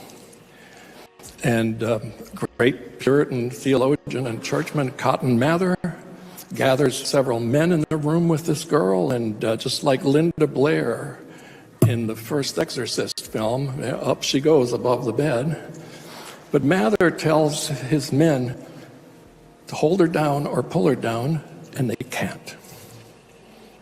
And he makes them all sign legal affidavits. And we have them. So it's a little harder to dismiss that than somebody writing the life of a saint where they want to portray them as a saint who might be making things up. So anyway, arguing that this testimony is difficult to dismiss, I don't argue in my book that I'm convinced. I just say these are things that are hard to dismiss, and we should be a little more open-minded. The book comes out, and all of a sudden, I find myself on the paranormal spectrum. And I'm interviewed by podcasters and all other sorts of public persona who deal with the paranormal, which includes, of course, UAPs, UFOs, and HIs. And there I am.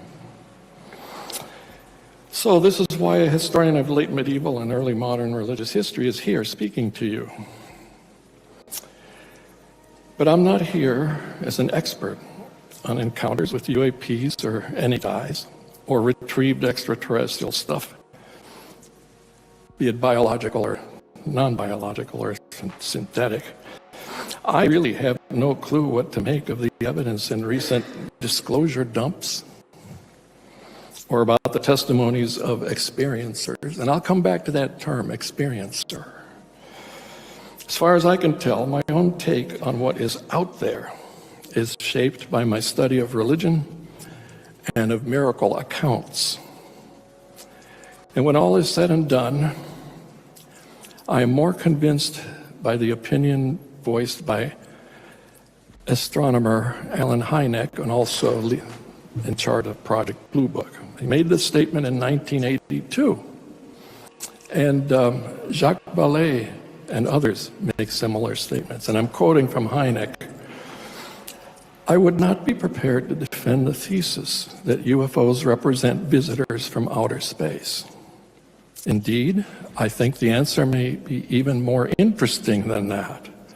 I think the answer will be very exotic, beyond our imagination, possibly something that we should call paranormal. So here I am. And here's what I'm going to do over the next 15 to 20 minutes. Divide my talk into three areas. The first is the background to the fear that full disclosure of the existence of extraterrestrial non-human intelligences, the fear that it will cause widespread panic, the end of Western civilization, the end of religion. The second part will be a brief history of religious beliefs concerning non-human intelligences and extraterrestrial beings. And the third will be an exploration of the subject of why we really need to get over such fears and the fear of making full disclosure. So the first point, the background to the fear. If we do have undeniable evidence of visitation by non-human intelligences, the world will be shocked for sure. It will be a major rupture in our understanding of reality. A rupture, as I am using it, is a deep break with past worldviews and a deeper break than a paradigm shift. Paradigm shift, Copernicus, Galileo, Newton, Darwin, Einstein, and others brought about paradigm shifts. A full revelation that we are actually not alone will be much, much bigger, and it will affect the whole world. Paradigm shifts in science take root gradually, and they begin taking root with scientists, and then eventually it comes out, but it might take a while. Full disclosure of the existence of non-human intelligences that have been visiting us, who might have craft. That will create a rupture globally, regardless of where you live on Earth. Well, except for maybe that island that can't be visited because the people who've been living there kill anyone who approaches their shores. Maybe there they won't be affected. So, as far as religion is concerned, the impact will be unpredictable. Religion is unpredictable. Religion is all about disagreements. Social scientists began to argue in the early part of the 20th century that religion, especially symbols and rituals, were social glue, something that held secular culture together. But it's also true that religion can be social dynamite. Disagreements are the stuff of religion. So how can one predict what effect will this disclosure have? We don't know. I am reminded of a joke I heard a long time ago in reference to only one religion, but it applies to all religions. Someone is marooned on a deserted island for 30 years. At the end of the 30 years, the rescuers show up, and they're astonished to find two equally elaborate houses of worship on the island, while the castaway lives in a very crude hut. So they ask, what's going on? Why these two houses of worship? And he wheels around and points with utter disgust at one of them and says, you don't think I would set foot in that one, do you? So who knows what will happen? But most religions are all about belief in non-human intelligences. So religion could be argued, at least some believers, might actually lessen the shock of full disclosure. So what about religions? I'll go through them quickly, and I will begin with Western religions because this is our dominant culture still in this country and also in other parts of the world. In Judaism, in Christianity, and in Islam, the three monotheistic Abrahamic religions, belief is shared in non-human intelligent beings. Angels, demons, jinns, or even before the Christian religion took over parts of Europe, leprechauns, duendes, and all other sorts, fauns, all other sorts of non-human intelligences. But Judaism specifically, Genesis 6, 1-4, speaks about angels who could mate with humans and create giant hybrids, the Nephilim, whose existence, by the way, was wiped off the earth by the flood. The subject of other planets and extraterrestrial life is not brought up in the Hebrew Scriptures. But come down time, 12th century, some medieval Jewish thinkers, such as Moses Maimonides, argued that the cosmos is vastly larger and more complex than humanity tends to imagine. And just about the same time, Kabbalistic mystics spoke of multiple worlds and realms of existence. However, these were usually and are still usually understood in Kabbalah as spiritual dimensions rather than physical planets inhabited by biological beings. And to this day, in all the various branches of the Jewish religion, many contemporary Orthodox, conservative, Reformed Jewish thinkers hold that, number one, God could create life elsewhere if he wished. Two, that the Torah was given to humanity and does not need to describe every aspect of the universe. And number three, that the existence of extraterrestrials would raise interesting theological questions, but would not invalidate Jewish belief. Then, moving on down in time, Christian religion.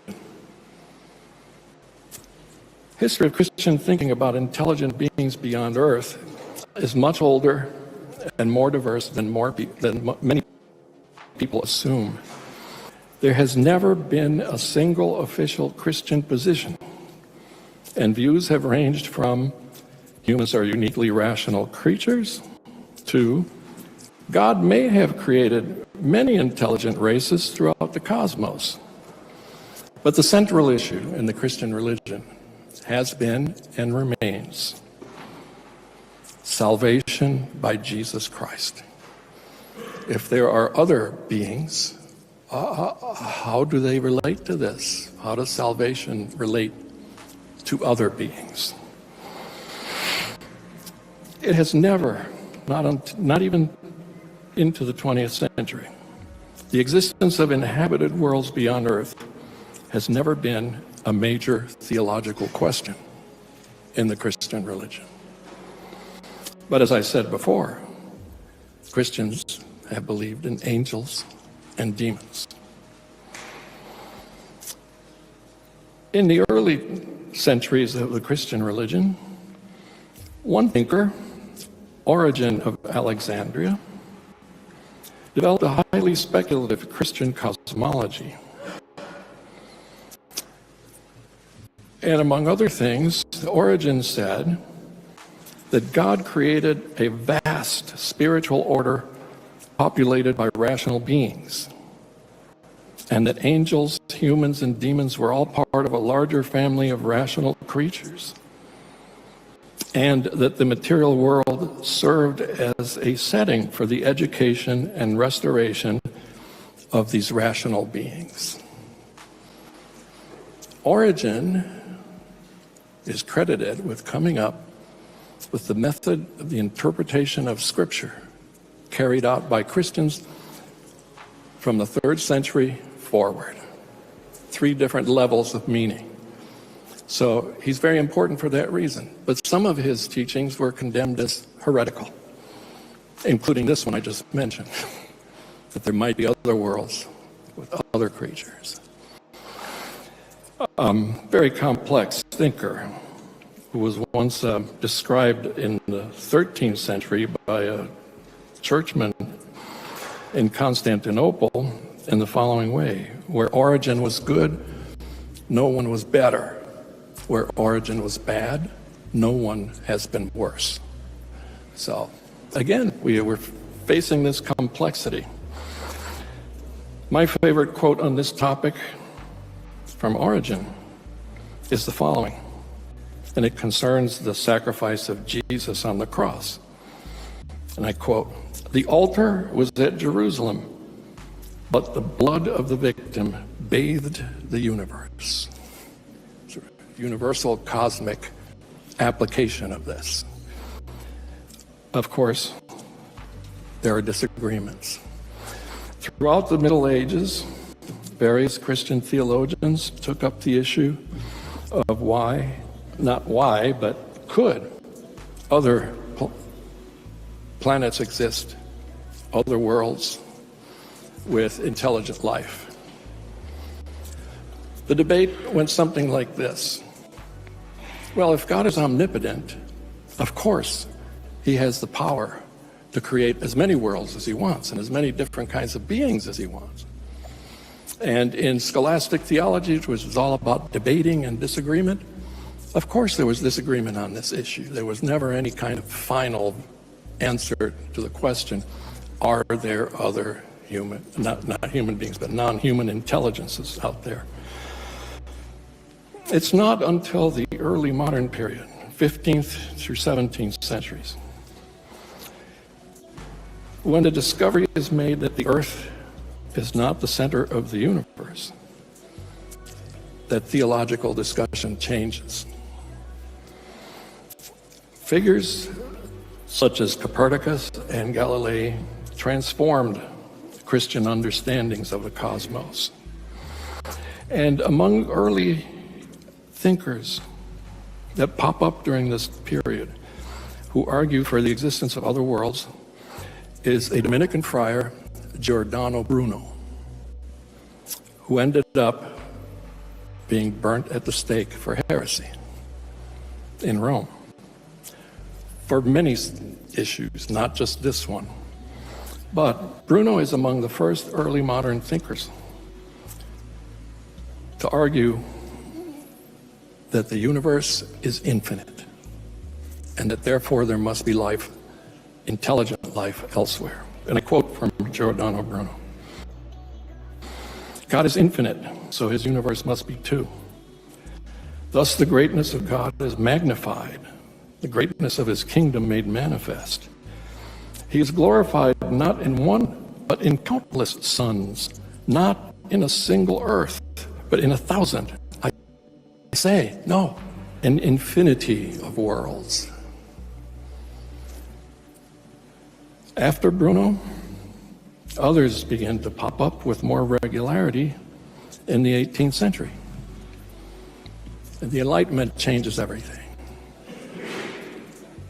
Belief in inhabited planets became increasingly common among educated Europeans in the 1700s. Writers and theologians often assumed that a creator who made a vast universe would populate it with intelligent life. And among these was a Lutheran scientist, Emanuel Swedenborg, 18th century, who believed that countless worlds were inhabited and contributed to the fullness of heaven, and that in the spiritual world, distance was determined by states of mind and spirit rather than physical space. And he received visitors from Mars, Venus, Mercury, Jupiter, and the moon, which of course now makes him seem very silly by our current knowledge. But he had an impact, and others followed. And it all speeds up in the 19th century, and it speeds up even more in the 20th century. Notable Christian thinkers in the 20th century who took up the issue or the question of whether there are other intelligent beings out there were C.S. Lewis, Catholic theologian Karl Rahner, and Protestant theologian Wolfhard Pannenberg. What about contemporary Christian views?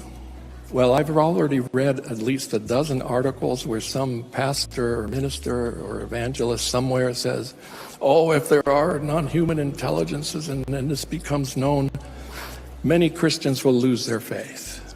And it's probably true, yeah, it is, but not necessarily all Christians. Contemporary Christian views are all over the place, all over the spectrum. But the main question remains for Christians. What is Christ's role concerning these other beings? So there might be some shock, but there might also be plenty of acceptance of whatever is revealed. What about Islam? Several Quranic passages have been interpreted by some Muslim scholars as leaving room for life beyond earth.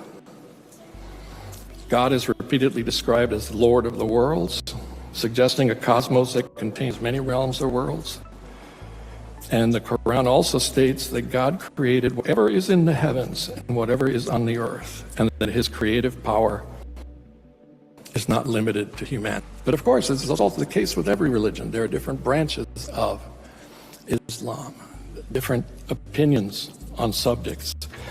So the question there, the central question, is the role of the Prophet Muhammad and of his revelation, all these other creatures. So no one knows how that's going to play out. When it comes to Asian religion, and of course I'm only dealing with major world religions, in which believers are counted in millions or in some cases billions. In Buddhism, early Buddhist texts describe a vast cosmos containing innumerable world systems that include humans, animals, spirits, hell beings, various classes of gods, and powerful celestial beings called Brahmas. So how's that going to play out, this full disclosure among Buddhists? There's no telling, but the shock will not be as deep as it might be in the West, because most contemporary Buddhist thinkers would likely ask not these questions. Do extraterrestrials exist? What is their relationship to our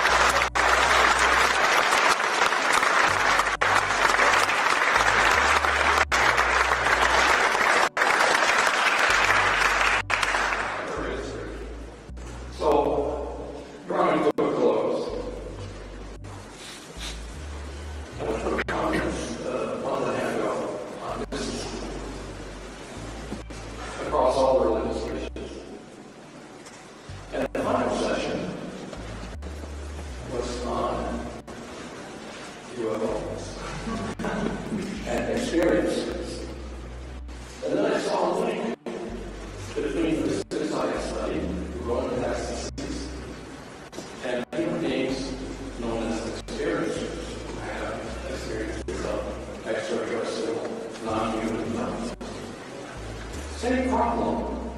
Believability. Believability is very difficult.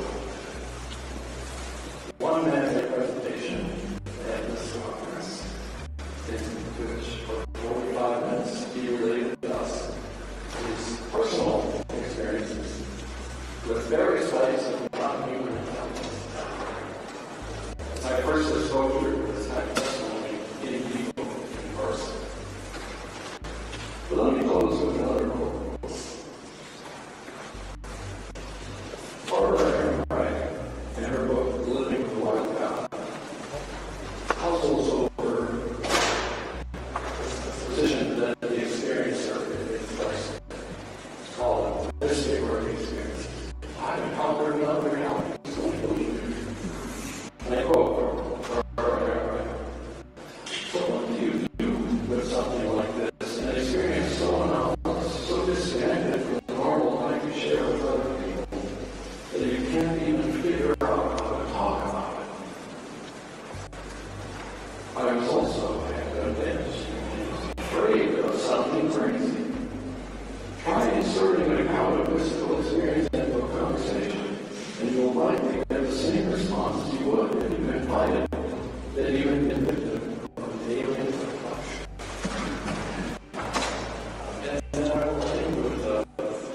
personal anecdote.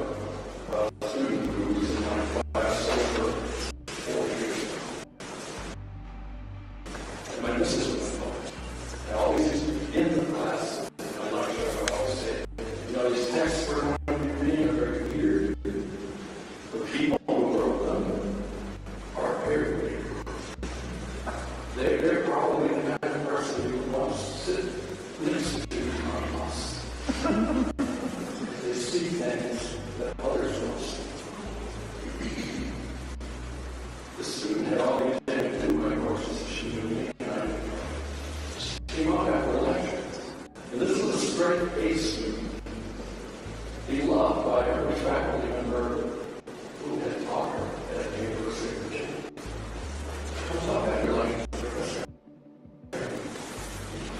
Heard my feelings.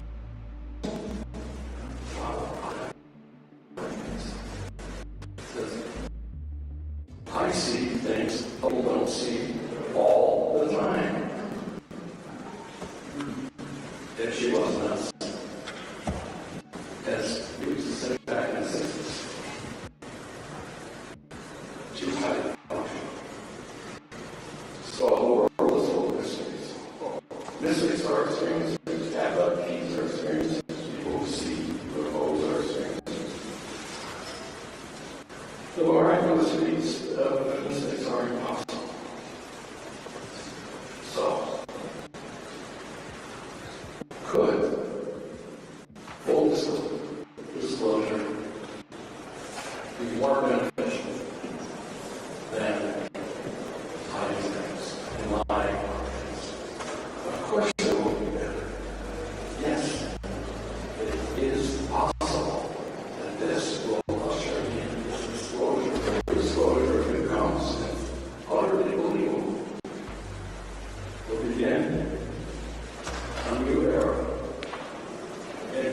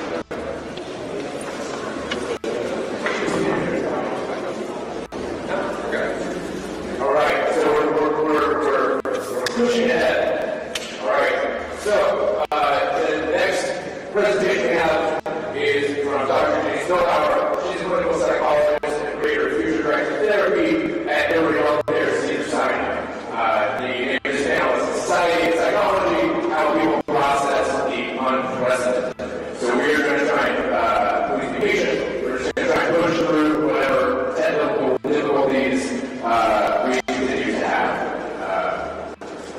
Thank you so much.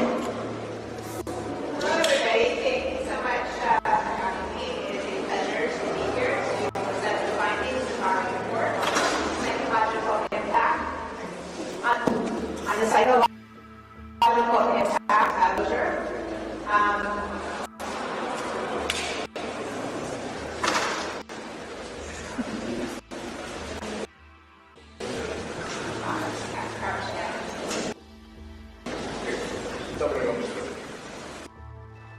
So I wanted to, before I started, I just want to make sure that I acknowledge my co-authors. This was an international effort of academic psychologists.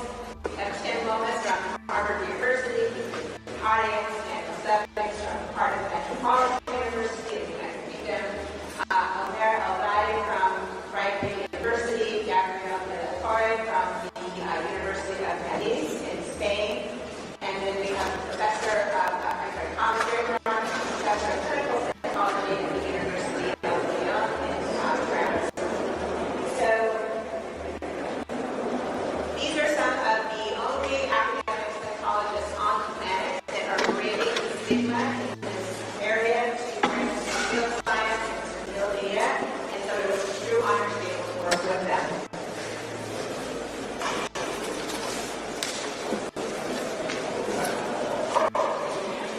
Sorry of the awkwardness of this presentation.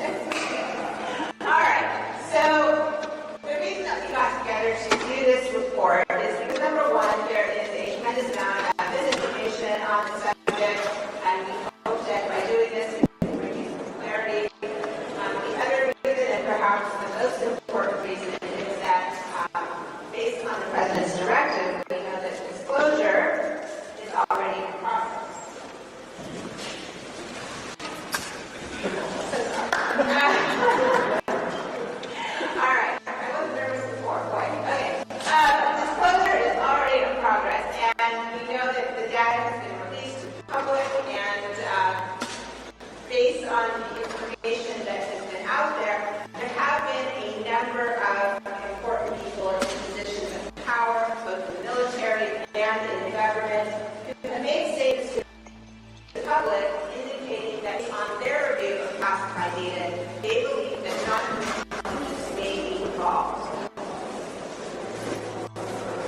So prudence demands that we begin to think ahead about what the possible consequences of that disclosure could be. We also want to think about what are the possible preparedness measures that we need to take in society. Waiting to see what happens will be too late. At the end of the day, UAP disclosure is about people as much as it is about science. We all want to know what the UAP are, but information, at the end of the day, is relevant, and that is interpreted through the mind of a human being who makes meaning out of it. How we adapt to that information is just as important as what we discover. One of the long-standing barriers to UAP disclosure has been a concern that the public may be unable to handle the information without significant societal disruption. Our report did not support that conclusion. We believe that most people will be able to adapt disclosure information without lasting psychological harm, including the revelation of non-human intelligence.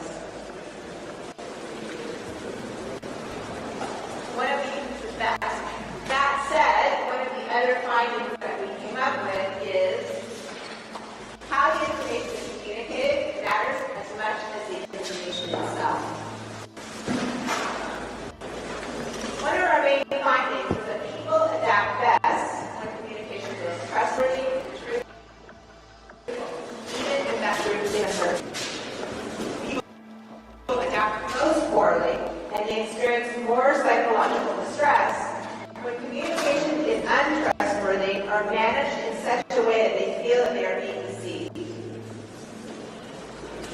The psychological impact of disclosure ultimately is going to be determined by institutional choices that have not yet been made. So now I'm going to walk you through a brief overview of the report. You should all have a not-so-brief briefing in your folders. If anybody's interested, there's a 60-page document online on the Disclosure website. But effectively, we designed the way the study is laid out to match how a human processes an experience.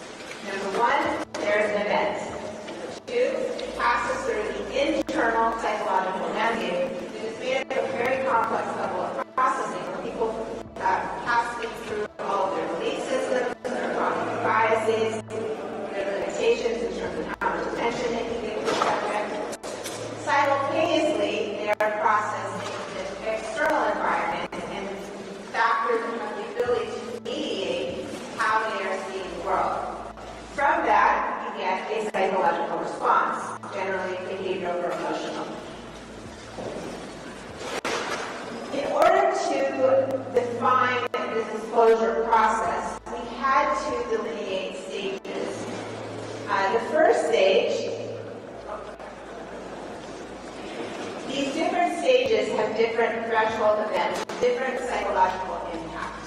The first stage, limited disclosure, is the stage that the U.S. government is currently engaged in. You know that information is released, the position that the government takes, that UAPs are real, that they not know they are.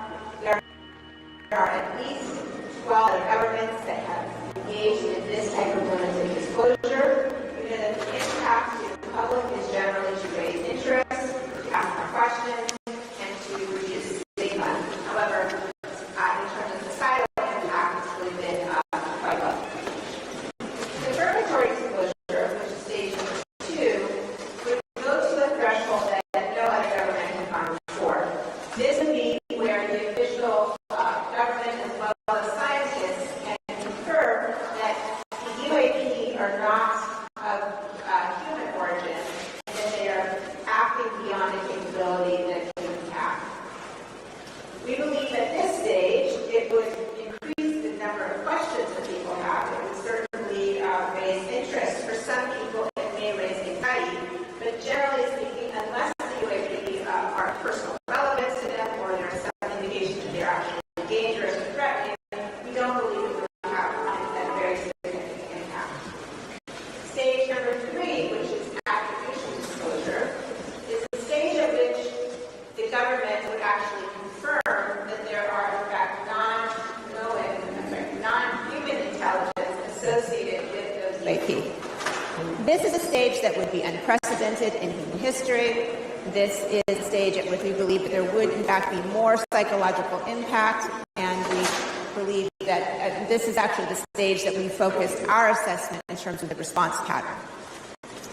The next 2 stages, reconciliation disclosure and full integrated disclosure, are obviously quite speculative.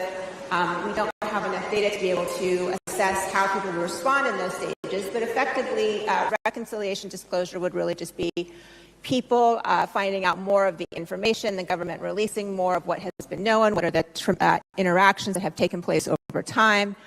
Full integrated disclosure would be more as people are adapting to the new information and how that becomes a part of day-to-day life. The important thing to know here is that the past will not predict the future. Confirmation of non-human intelligence is a threshold event to which there is no historical precedent. The risk is being unprepared for the response surge, which I'll talk about in just a moment. It's also possible that there could be uncontrolled disclosure, and yes, thank you, Mr. Spielberg, for making that point for us. It is possible that there are other countries or third parties that may have UAP or NHI information. Disclosure events, as we know, are global, and there certainly is an increased potential for negative outcome if this were to occur. So, We need to be prepared for uncontrolled data release. The second part of our study looks very in-depth at what are the psychological mechanisms that people engage in as they are processing disclosure information. There's tremendous complexity, certainly an enormous variety of beliefs and cognitive biases. There's also, again, limited amount of resources that people can dedicate to this information based on just general everyday priorities. The two factors that we know have the most impact are going to be perceived threat and personal relevance. As those go up, obviously, those are going to make people have a greater emotional impact. What we know from the current state in the first stage of disclosure is really that most people do not perceive UAP to be relevant to their daily life. And from survey data, we know that most people also do not perceive them to be threatening. The important takeaway from this section is that interpretation determines outcome, not information. Interpretation without guidance creates confusion, anxiety, stress, susceptibility to emotional contagion, polarization in viewpoints, distrust of institutions and others, a lack of compliance with government directives, compulsive information seeking, and a breeding ground for information, poor psychological outcomes, and it increases the need for public services. Providing information with guidance is warranted. Which brings us to our next section, which is on communication. Well, actually, it's on mediating factors, but the two biggest mediating factors that come up over and over in the research and disaster research and trauma research are that communication and institutional trust are going to shape the way that people interpret this information the most. Communication influences institutional trust. Trust influences the way that communication is received. Both of these two factors increase and influence resiliency. The takeaway message here is that the delivery matters as much as what is disclosed. Now, in our report, we go into sort of extreme detail about all of the different sort of mechanisms of communication that can be utilized, what works, what harms, what's counterintuitive, but we know is effectively established the research, what are various audience-specific communications that need to be established, not a one-size-fits-all. The one piece that I want to spend a tiny bit on today is understanding that the media environment is preparedness infrastructure. We know that the media is an enormous communication system, but we also know that the media is made up of individual people with individual beliefs and cognitive biases that they bring as they report on UAP data. So I want to play for you a news clip. This was from the very first data drop that was back in May. Release of the first ever batch of UFO files today. So were there actually little green men or something else? Let's bring in our pair of extraterrestrial aficionados. ABC News senior Pentagon reporter Louis Martinez and Capitol Hill correspondent Jay O'Brien. Yeah, I love how you're both looking at me like, are we really sitting here about to talk about little green men? This is Louis' favorite topic. Yeah, it is, Louis. So, Louis, are there aliens out there? Poor Louis. So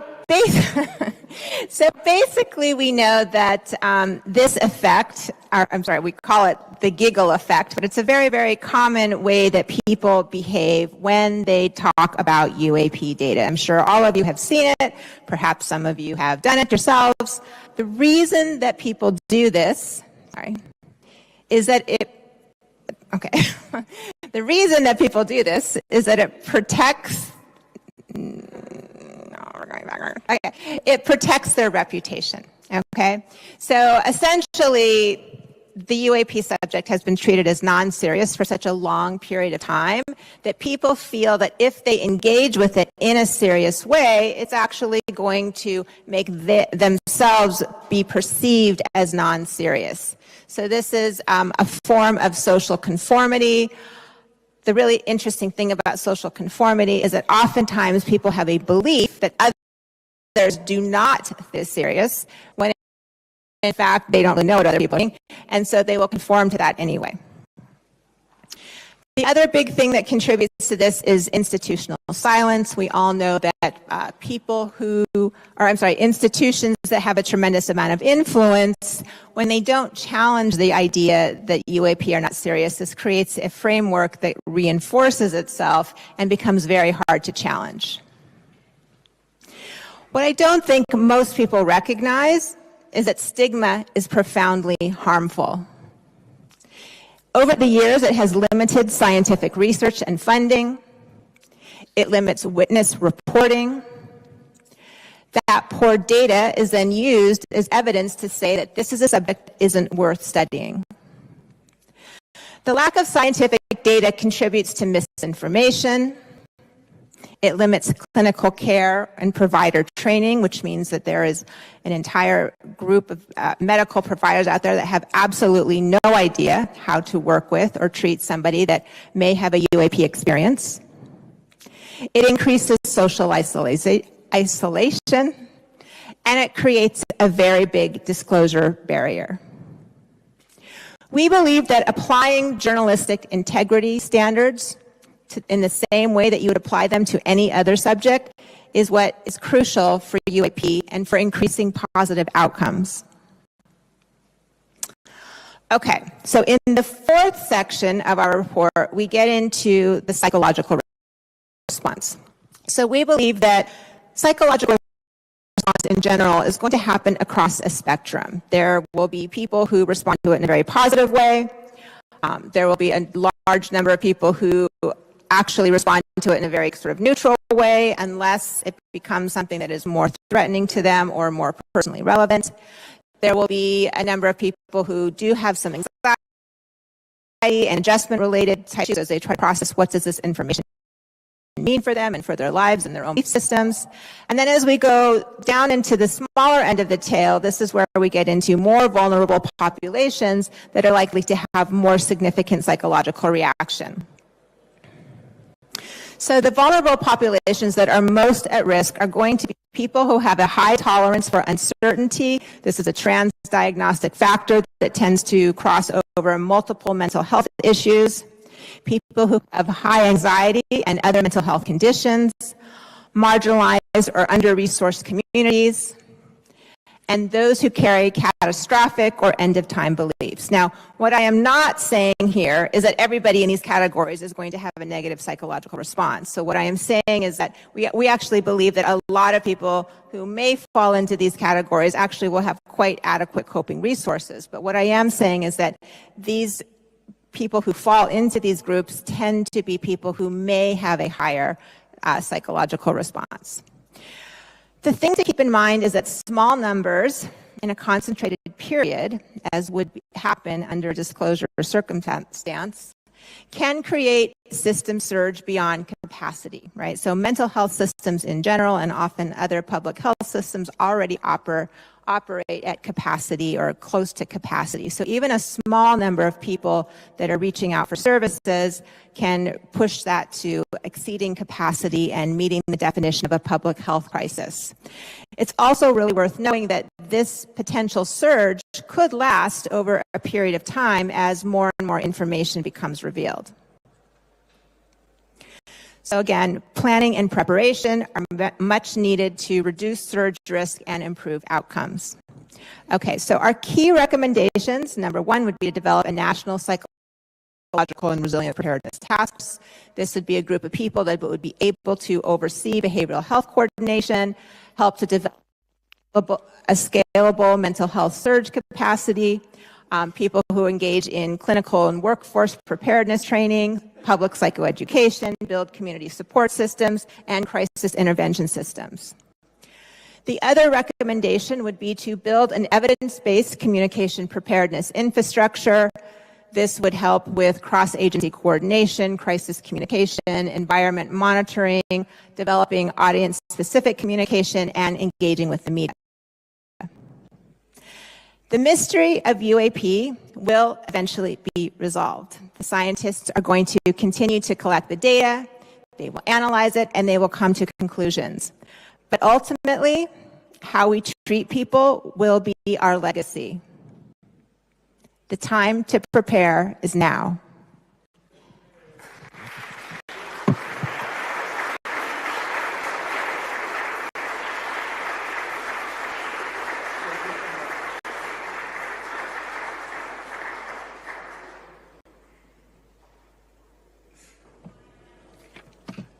All right, thank you. Can I get a thumbs up in the back if you can hear if the audio is working? Oh, thank goodness.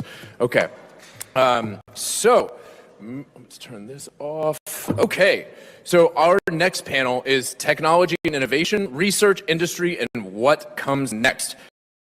So for this panel, we have our moderator, Mike Gold, who's an advisory board member of the Disclosure Foundation.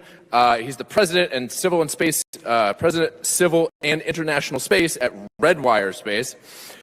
He's a former member of the NASA UAP independent study team as well. Also are Jonathan Miller, a program engineer at MIT's Department of Mechanical Engineering, lead instructor for Confronting Unknowns program at MIT, and Susan Winterberg, the former inaugural fellow of Technology and Public Purpose Project at the Harvard Kennedy School Belfer Center for Science and International Affairs. Thank you all so much for being here, and I know we're delayed a little bit because of what happened there, so why don't we I'm looking at the time here. Is it okay if you guys go until 3:40? Okay, all right.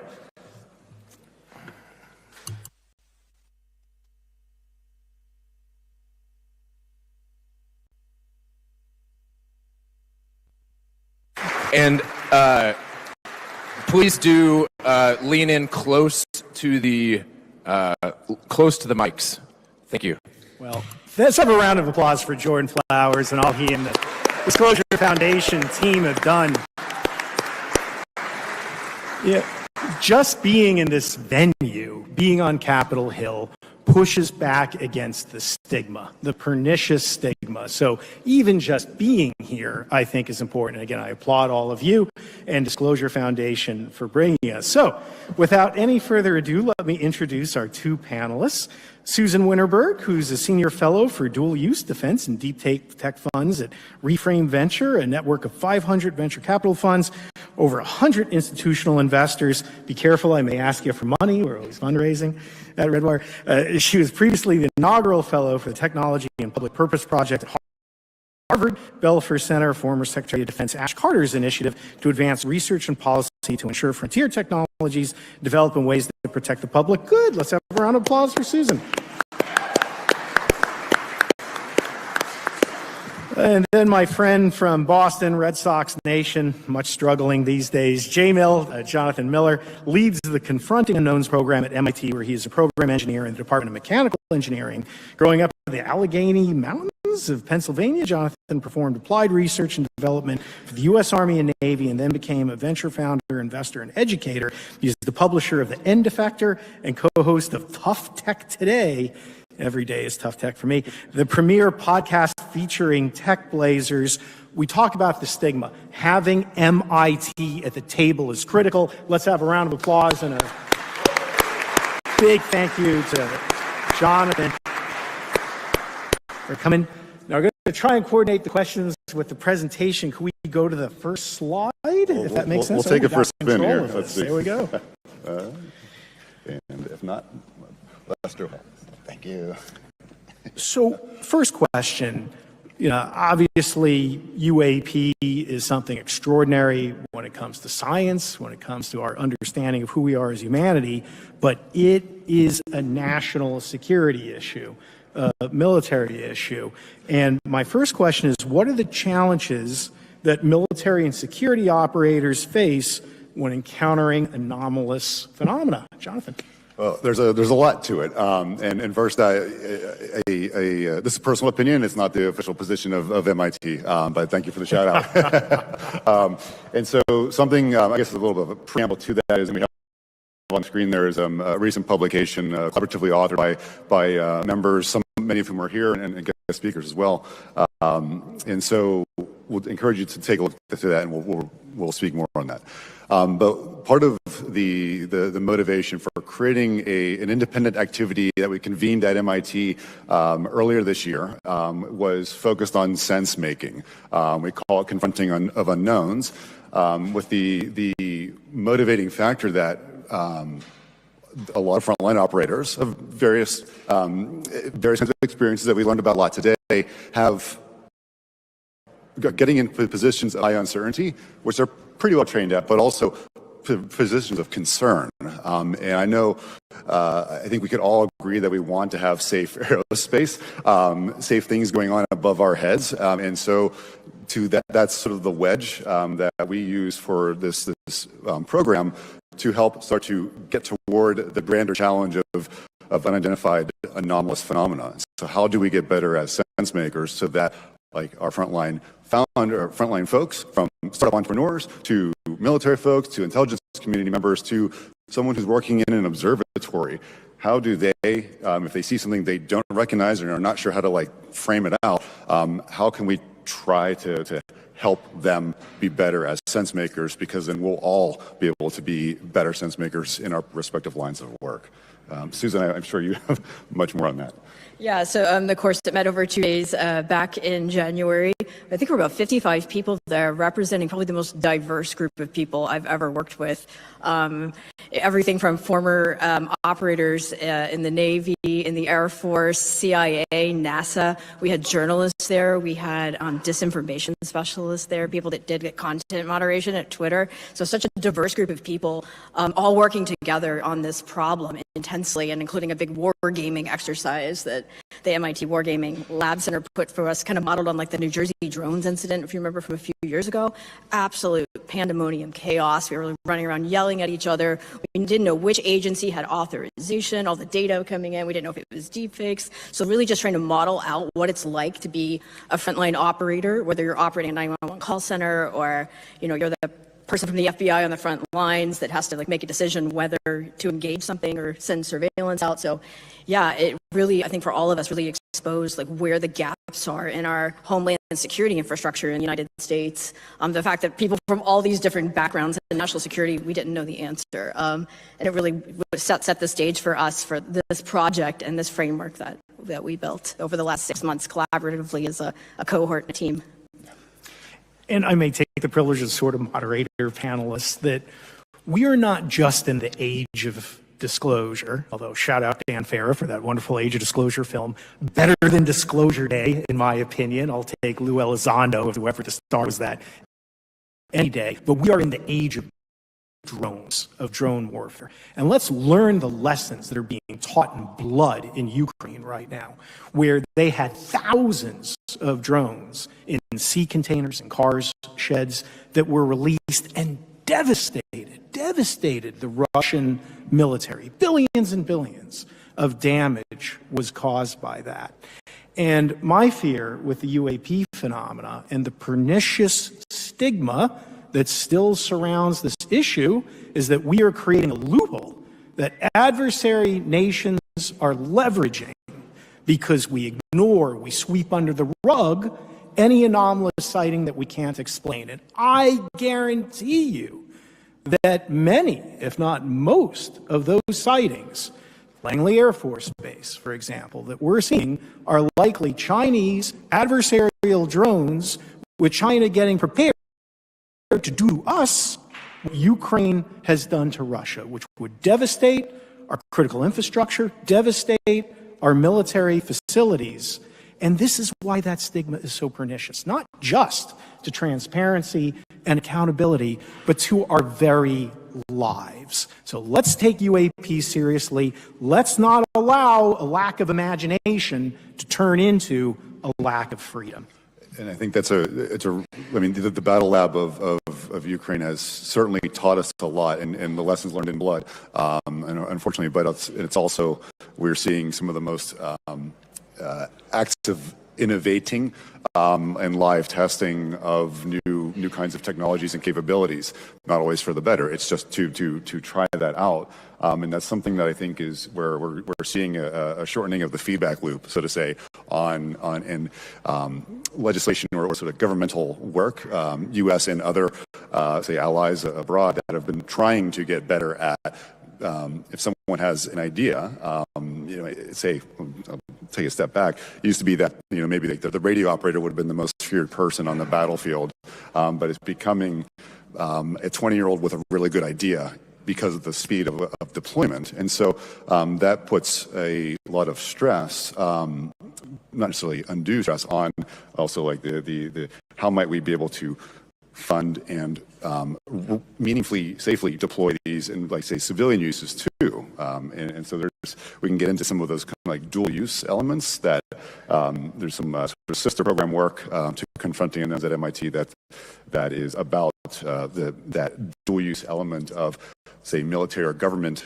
use, whether it's probably could be a weapon system that's not usually dual use though, but more like on defensive or even like medical systems that can be funded and useful for government work, and also, of course, like commercial or even open source elements in the pursuit of UAP as a grand challenge. It's not a sector. It touches all of it. I mean, it's like AI like 100 million X in terms of its potential impact. But the pursuit of that from a technological, scientific, and other humanities as well, we can have a lot of great sort of off ramps of success in terms of discoveries along the way.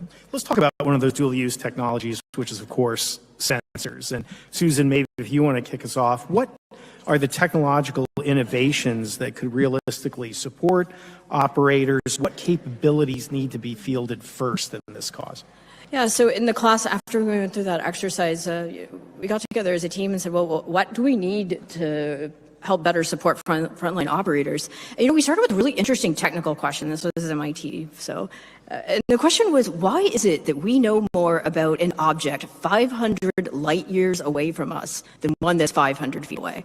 To us, that just seemed absurd. So we really went deep into like the sensor capabilities and like where the gaps are. And I think like what we learned is that what we have to detect things in aerospace are really designed to find three things. They're looking for missiles, they're looking for other aircraft, and they're looking now for drones. So it's not really designed to be able to distinguish, what is like, what's the difference between a balloon and a drone, or what's the difference between like a ball of plasma or a ball of light. That we know this if it's way out somewhere in the cosmos. We don't have that information when it's up close currently. So we began to just really break down these different kinds of sensors. So like most of what we have now are like the visual and kinematic sensors, which is telling us, what does it look like or how is it moving, which is what you do need in the aerospace domain. To be able to distinguish UAP, there's a couple other kinds of sensors that frontline operators would actually need. So propulsion signatures, or sorry, can't see it. Composition, what is it made of? So like hyperspectral imagers. That's what they use to like tell you like what like up close yet, because we haven't deployed these kinds of sensing technologies. So I think that was sort of our starting point as a team, is to say, okay, what would it take for us to build multi-sensor fusion that could be easily deployable for frontline operators that have to make these quick decisions, like do we need to engage whatever this ball of light, do we need to shut down the airport because this is a physical drone, or is it something on a sensor error or something else? So we really started, that was really our starting point into the deeper analysis that we built from this. And I think it's something that as a aspirational sense maker is, if we get comfortable with saying I don't know, that's not where the thinking stops. That's actually where things begin. Is if we say I don't know, then what comes after that? And we take inspiration, or from colleagues like Tim Lamas and others who have been part of the convening this program on saying, well, we may take inspiration from how a forensic investigator looks at a crime scene. he or she does not know going in what it may be. They may have a hunch, but they're working through an approach to systematically, in many ways, not necessarily rule in something, but to rule out other elements. And in my experience, that's something that we can get better at, but it really helps. For example, if we're looking at whatever the next UAP flap may be, how might we be better at kind of like saying, okay, it's not an Airbus H-135 helicopter. Okay, we got that out of the way. Now let's look at what else it could be, and we can start to sort of back ourselves in by removing 90% of the normal stuff and figure out that last trailing 10%. We could then explore some of those other hypotheses a little bit more, with a little more sharpened arrow, so to say. Yeah, the most powerful words in science. I don't know. Yet, it's so difficult for academic orthodoxy to get those three words out of their mouths. It shocks me, the academic community, and sorry to go back to this old chestnut, but I can't stop repeating it because I think it gets worse and worse as time goes on. On the NASA UAP independent study team that I served on, it was primarily comprised of academics. Those academics were attacked. They were threatened in terms of their career. They were told that they wouldn't be able to publish. They were told that they would lose opportunities or just fired outright. Not for saying that UAP was real, not for saying that there's non-human intelligence, but just for having the temerity to ask the question. What state is science in where simply asking the question results in termination? That's not science. That's not the scientific method. That's the antithesis of science. I should know, I'm a lawyer. So, and let me say too, you can't spell UAV without UAP, at least not if you're a bad speller like me. But again, this is where we see the great crossover on the issue with the censors. And it's so important that we take these issues seriously. And that's why I applaud the Trump administration and all of our bipartisan members of Congress for pushing this issue, not just because of UAP, but if you're good on UAP, you're going to be good on drones. There's ancillary benefits to taking this issue seriously. And relative to the censors, when I did testify before Congress, I noted that at NASA, we would study black holes, we study nebulas. If you used military cockpit cameras to study black holes, we wouldn't know a lot about black holes, would we? Not ideal. We need dedicated sensors to be able to look at the phenomena, to create standardized information, and I can't help but note Avi Loeb over there, who has been pushing this for a round of applause for Avi. And Hal Putoff, he's sitting next to him, Hal and your wife, pushing that we get dedicated resources like uniform resources, standardized resources, that we can really look at this phenomena, create data, and move forward. So, something to add on that is that I think that it's not just ideally that like an institution or like big dollar kind of endeavor. I think there's very much a part to play for, say, the aspirational citizen scientist, the backyard, call me a backyard astronomer, but someone who may also set their own weather station at home, and why not add some, as we see the price and capability curves starting to get more affordable for more exquisite sensors. It's not going to be military grade, and it shouldn't be military grade, but we can start to get better positioning. What does that Galileo project kit look like? And are there startup opportunities for new companies to help be able to engage the wheels of capitalism in the way that the United States and others are quite good at, because then we can get so much more wood behind the arrow if that flywheel is engaged, so that we get commercial interests with some safeguards, well aligned with also advancing the kind of scientific and engineering capability that will kind of help all ships float a little bit higher, I think. What a wonderful opportunity this is for citizen science. And the citizen science don't come with the bias that I'm seeing from the professional scientists. Again, data, then you study, then you come to a conclusion, not the opposite, which we see far too often. And we have good analogs for this. In the medical community, it's common to have, say, get a radiological image, an X-ray or something, and that physician or that technician will then send it to someone else, some other expert somewhere else who doesn't have the context of what that image is, and how might he or she, that receiving physician, assess it. If we get sort of that double trigger of, hey, yeah, this looks weird, and it looks weird because it's, whatever kind of cancer or something, then you have that kind of inherent sort of arm's length kind of analysis that will, I think, really help move things forward much better. Absolutely. Yeah, the citizen science work in this field is absolutely amazing. Like, we went out and just mapped all of it, all the different ones like Skywatcher and Skinwalker and UAPX. There's Nobel Prize stuff coming out of this, I'd be willing to bet, in the next 20 to 30 years. Like, the discoveries that they're seeing is so cool. Where is academic science? Where's the National Science Foundation? This is like such exciting stuff. And yeah, but you can go into our report and take a look at like all the different sensors they're using and the methods. And yeah, it's such an interesting, to me, it's one of the most interesting things happening in science today, like outside the drones and the national security stuff. Like this is such an exciting field. You're so spot on. There's this chasm between citizen science and then the orthodox science that we're seeing, and you got to like the price of citizen science as well. I like that price tag that we get from people volunteering their time. Let's go to the really interesting question here. What are the applied sciences or breakthrough technologies that could someday come from the discoveries of UAP?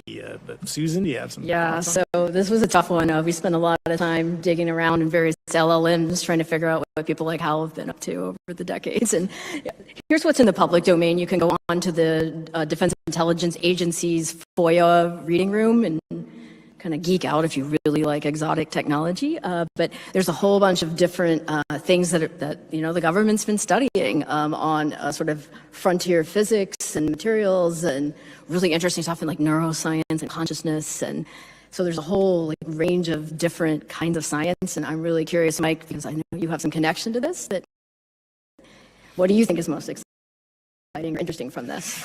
Well, honest, right? So my grandfather worked on the Apollo program. My mother is still a STEM contractor education for NASA.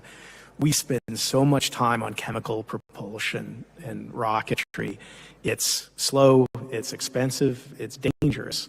If there's dirty. It's dirt. Well, yeah, some of it can just be water. Social person, yeah, it can be okay. But if there's a better technology out there that we're missing that could help us explore the universe in a much more robust, safe way, it's such a shame that we would be unable to use it to say nothing of the national security. If we were able to replicate what UAP are doing, we could get from New York to London in 15 minutes. Although I'm convinced United Airlines would still find a way to delay it. Oh yeah, they will for sure.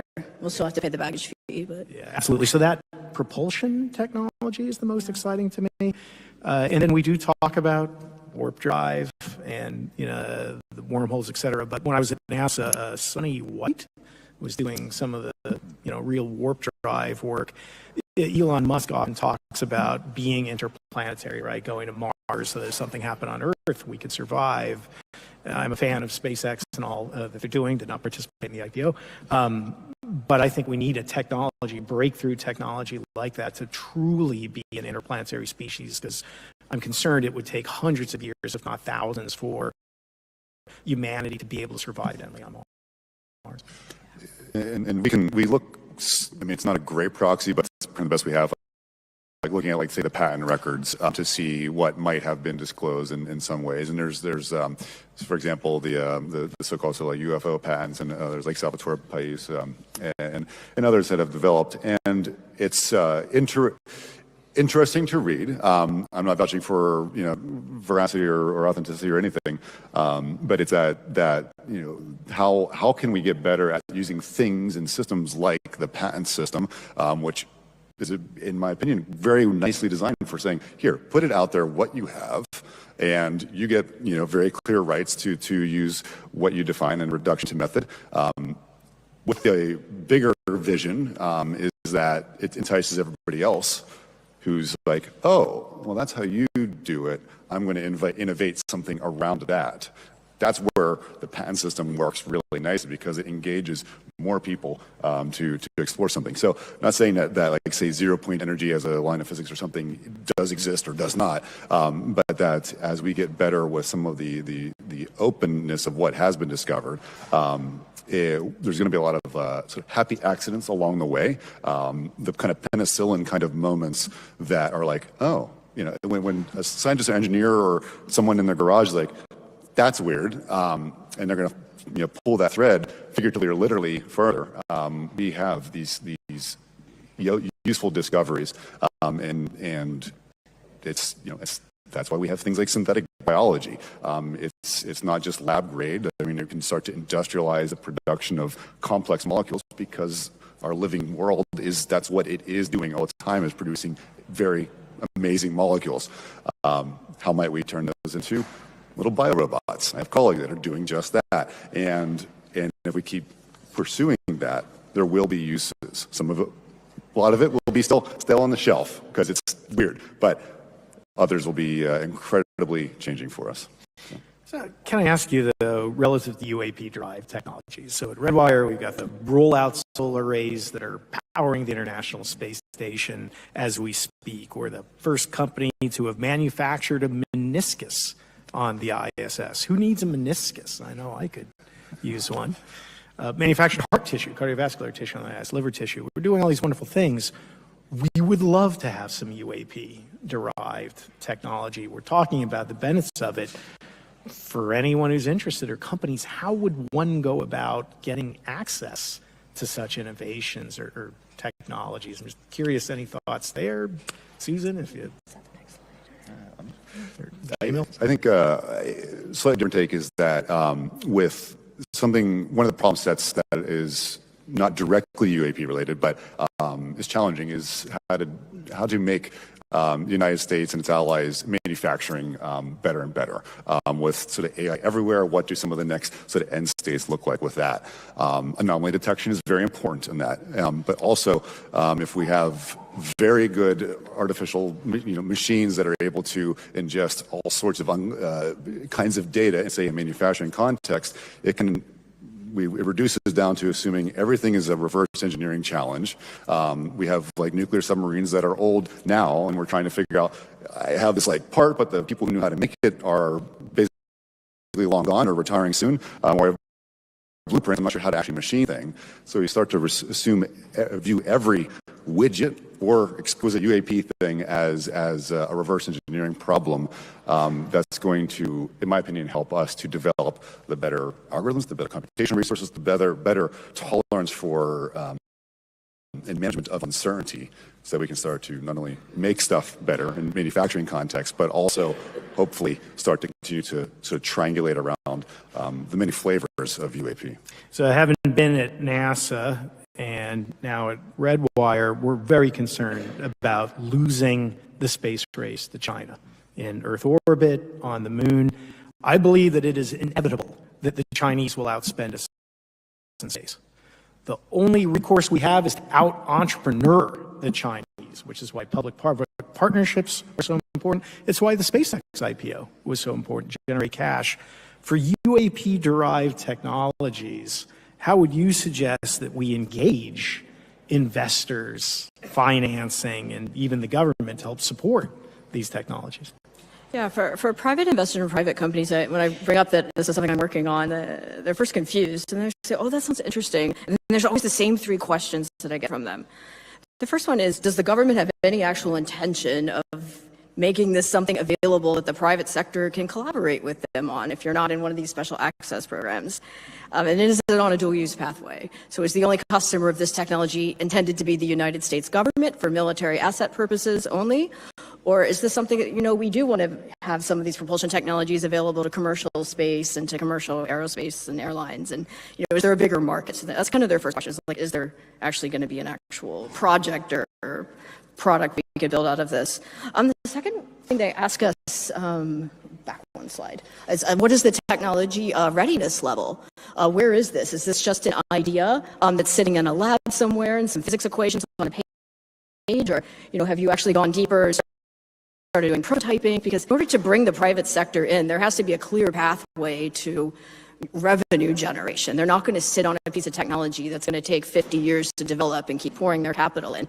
I think somebody on the national security panel this morning sort of, I think, hit the nail on the head, is that the problem with engaging for-profit companies in really deep R&D like this is that if it's not generating revenue fast enough, they're going to take their engineers off it, put them somewhere else on a more immediate contract coming in from the Pentagon they need to respond to, and the project's just going to sit there and die and wither, and the expertise is going to move on with their careers, and you're going to lose your capabilities to be able to work on these technologies over time. So I think we have to be very careful when we say we want the private sector to take on this, and kind of be clear, if we're higher up the TRL level, or, some of the technologies we looked at, like the material sciences, I think in particular, there is a good pathway to, transfer this over earlier in the technology readiness process.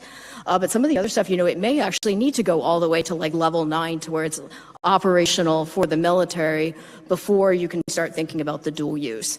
Part of that is, again, like de-risking it financially for the investors, but it's also, as we'll talk about in a minute, it's a national security concern to be moving some of these technologies outside of a very controlled environment like our military too early. We'll talk about that more in a minute. Yeah, and my concern too is if there is exotic technology out there that was shared with certain companies and not others, I have a strong suspicion the federal acquisition regulations were not applied fully, and this could result in litigation that would be very interesting. It might be a reason people don't want this issue to come out or move forward. Yeah. You mentioned national security. Why don't we move to that? So, Susan, maybe we can continue with you. What are the national security concerns around studying UAP? Of the 6 observables, which do you think are the most dangerous national security? Because we're always trying to hit this balance, and that's what's so challenging with the UAP topic, that we want transparency, we want accountability. At the same time, many are national security professors who threaten national security or put our friends, brothers, and sisters in any danger. So what do you see like that? Yeah, I'll just review for people that are sort of new to this topic what the 6 observables are. So these are basically, what do you just observe when you look at what we're calling a UAP? So how do we know this is not a plane, not a helicopter, not a drone, not a ball of plasma light or whatever in the sky, or ball lightning, all these different things. So it's anti-gravity and positive lift, instantaneous acceleration, so it can just take off and just go vertical, straight up, or it can just come, stop, turn at very high speeds. Hypersonic velocity. Yeah, hypersonic velocity. What are the next 2? And so on. Yeah, basically, it's these 6 observables, and then biological effects, which I think they talked about earlier today, where there's impacts to either the people that get too close to these, or to like plants and animals nearby, where you can document those effects to sort of suggest that you were sort of in contact with something exotic. So that's where, this does overlap, obviously, with national security, because the things that are in that highest level of classification would be things like signature management, invisibility, cloaking, or hypersonics, where we don't have the capability to be able to intercept if someone was to put a missile or something on one of these things. So I think that's really kind of the biggest concern of that, is like, where does this intersect with, the most serious national security capabilities? And sometimes that's why this can't sort of go out into dual use earlier, because you do have to protect that capability first, at least until the point that there's an effective countermeasure that you're able to mitigate against that, which we can talk about if we have time later. We have done this successfully with other frontier technologies that the military has developed historically. So there is precedent for doing that, but I think we're just not there yet with this. So. Jamil, thoughts? Yeah, I mean, for each of these observables, individually, they're incredible. If more than one occurs, that's really astounding. And so they're all kind of like, huh. Now, what do we do about it? Well, I think that it's helpful if there's like, say, the very rigid skeptic that's like who's the thing that makes sense.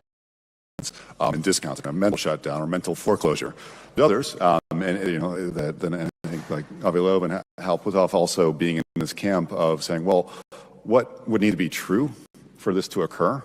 And so, for example, you may not be self-fashioned as a scientist or engineer, but maybe you're a welder, or you play with lasers or something. I've literally asked folks who are incredible welders or incredible optics experts and said, well, what would it take, let's say, hypothetically, there's some sort of like tic-tac shaped object and there's no seams on it, but seemingly with some sort of command, it's able to open up a good doorway or window or something. What would need to be true for that to happen? And my opinion, these kind of healthy thought experiments with folks who know their respective domains very well can start to say, well, okay, this needs to be like, how do we get the items aligned and then sort of partition those out? Well, we might need to have some form of perfect control, like electromagnetic control, to be able to position those at the atomic level. Is it impossible? We don't necessarily can't say for sure that it's impossible.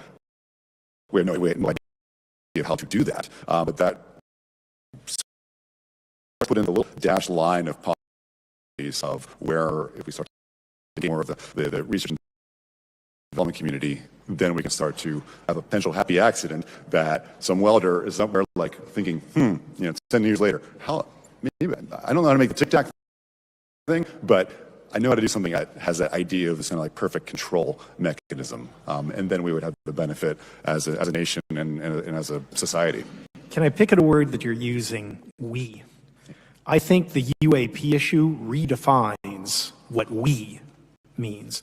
Really two issues on Capitol Hill that can be bipartisan, I think, bring us together in a unique way: space exploration and UAP. They're the only issues where you're going to see Tim Burchett and AOC working together. And it goes beyond uniting us as Americans. This should unite the world. And when I was at NASA, it was the privilege, really, of my lifetime to develop, lead, implement the Artemis Accords, which now has 68 countries as of this morning, with Botswana joining. And it's so important that we push back against this myth that I know no one in this room believes, but that UAP is an American phenomenon, that it only occurs here. When I was a member of the UAP Independent Study Team, we had CNES, the French space agency, briefing us. They were actually taking it seriously. This is a phenomenon that occurs globally. And I think it would be wonderful, as we talk about sensors, that we go out to all Artemis Accord signatories and ask them to share UAP with us. We're talking about national security. We're talking about global security for us as a species, and I hope we reach out in that fashion. Let's move over to implementation. So we've talked about a lot of ideas, a lot of hopes, a lot of actions we think should be taken, but what has to happen to make this progress real? Yeah, so if you look at the slide that's up there now, this is what we've been talking about all morning, is how do we get this out of these special access programs and into, bring more people into this conversation. And I think what's great about this is that we already have that architecture in place. We have an amazing dual-use finance and entrepreneurship ecosystem here in the United States and across our allies.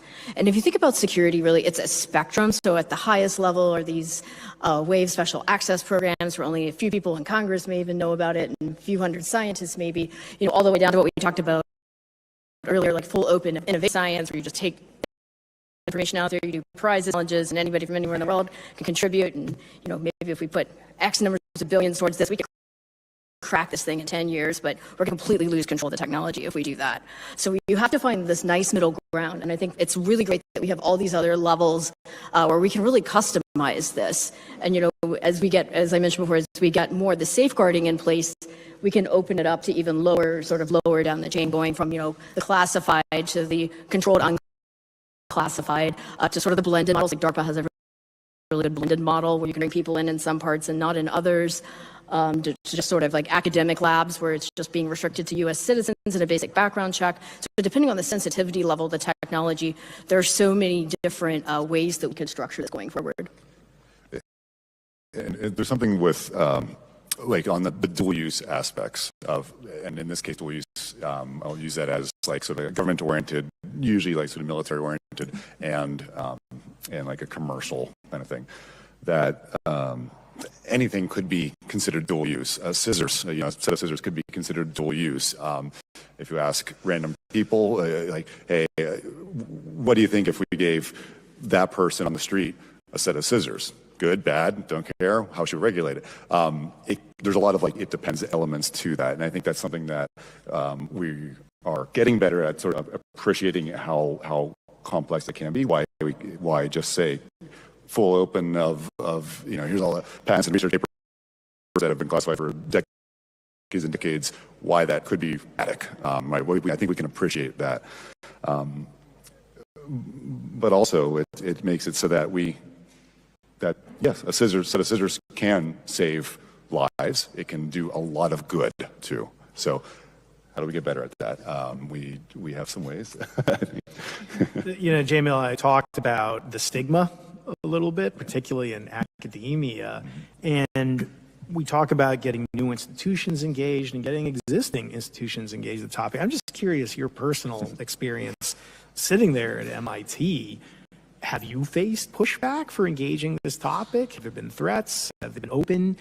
Because my concern is overclassification and overcompartmentalization. And by the way, we see this far beyond the UAP issue. As a defense contractor, nothing hurts our national security like the overbreadth, overuse of classification. It's counterproductive to national security, and UAP is a great example of that. And the concern is we don't have MIT engaged. We don't have Harvard engaged. Maybe not Harvard. We don't have MIT engaged.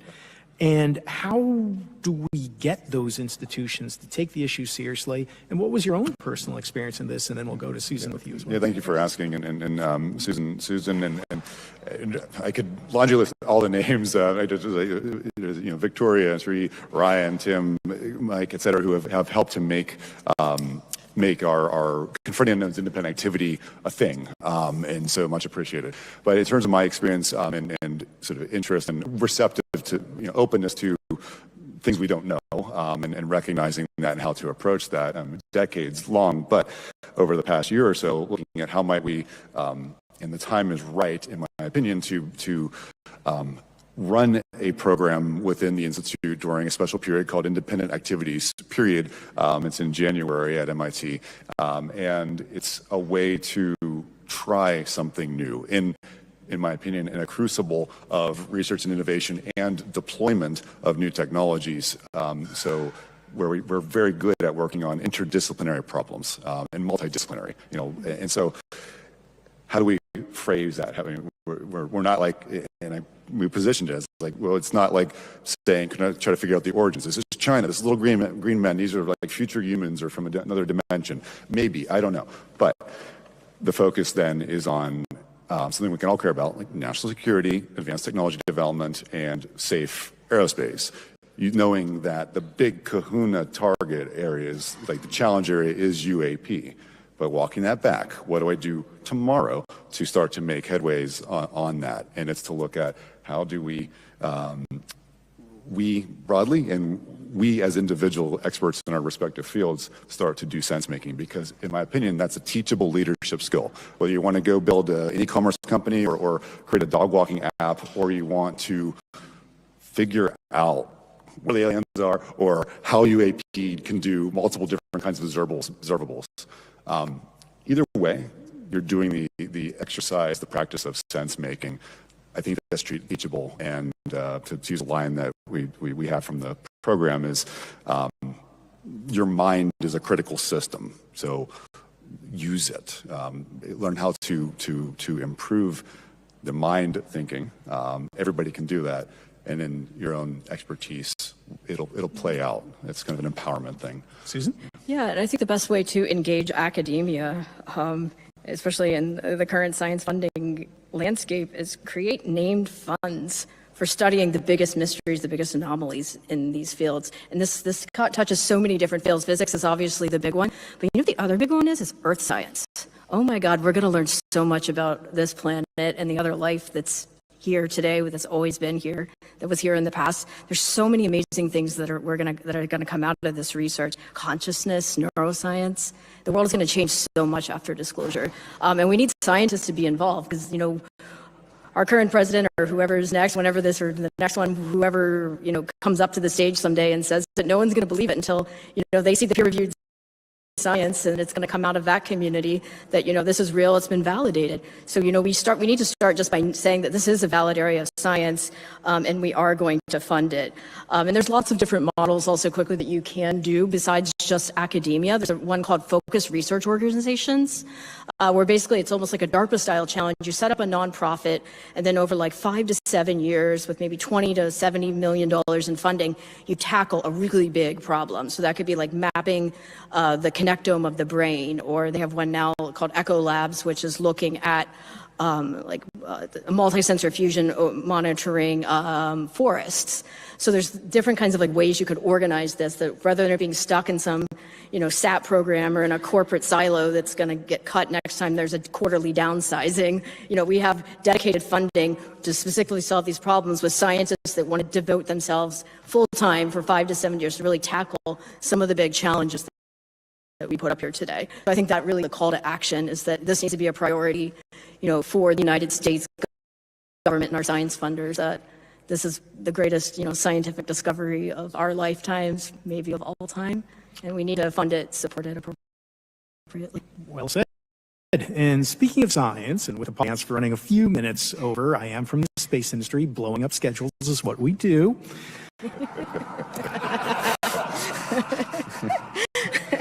It's funny because it's true. I do want to take a moment to talk about an extraordinary project that's being done under the auspices of the Disclosure Foundation, where it's my pleasure to lead an effort where we are going to go through the NASA archives to conduct a review for UAP.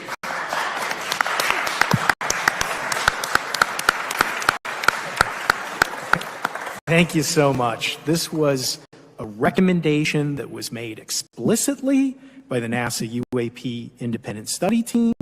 It was later supported by the research director for UAP at NASA, but has not been implemented.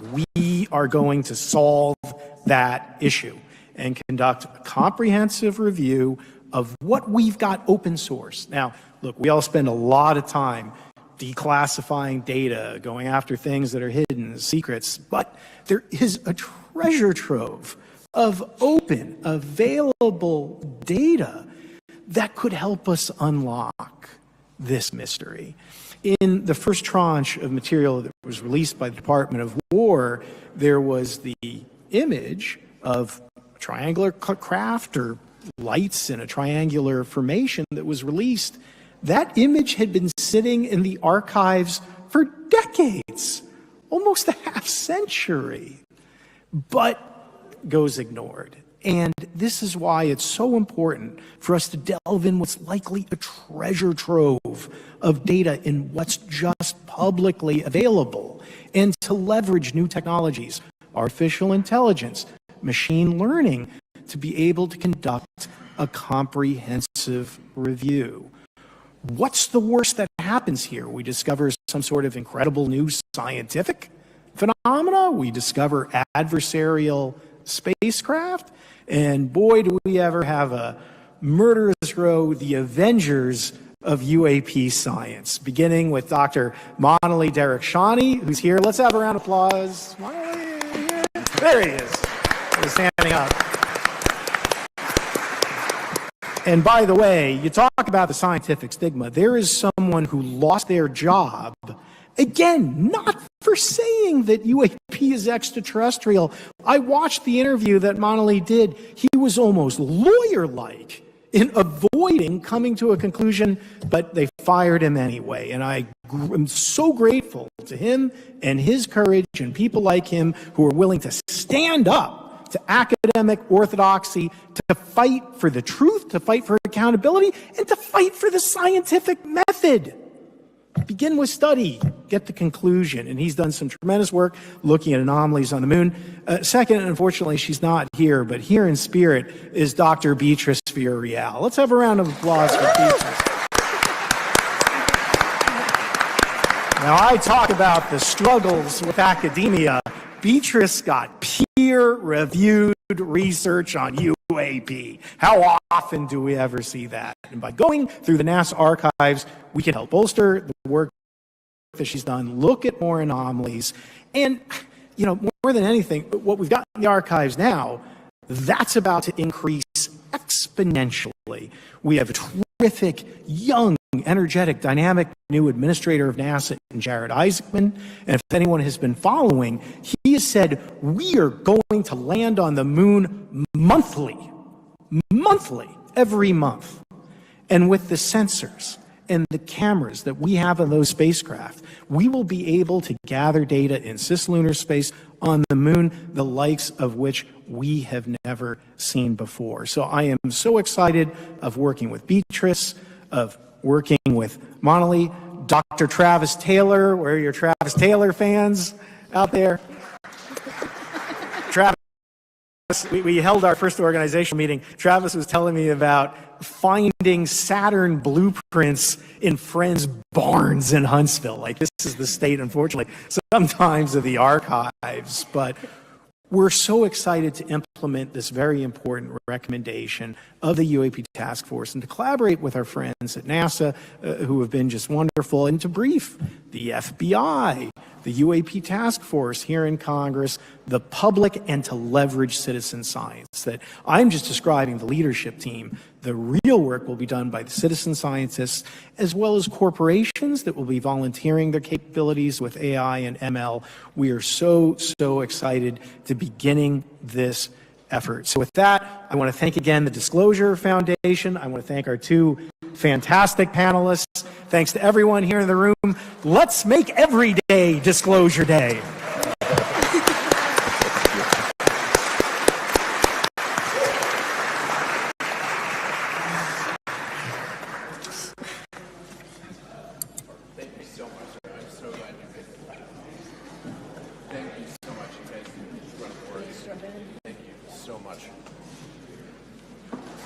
All right, we are moving into our final panel. We're going to talk about financial impacts, risks, and opportunities. Joining me as moderator are Pippa Malmgren, economist, I would say geopolitical macro strategist, former special assistant to the president for economic policy at the National Economic Council, and Matthew Tuttle, the CEO of Tuttle Capital Management.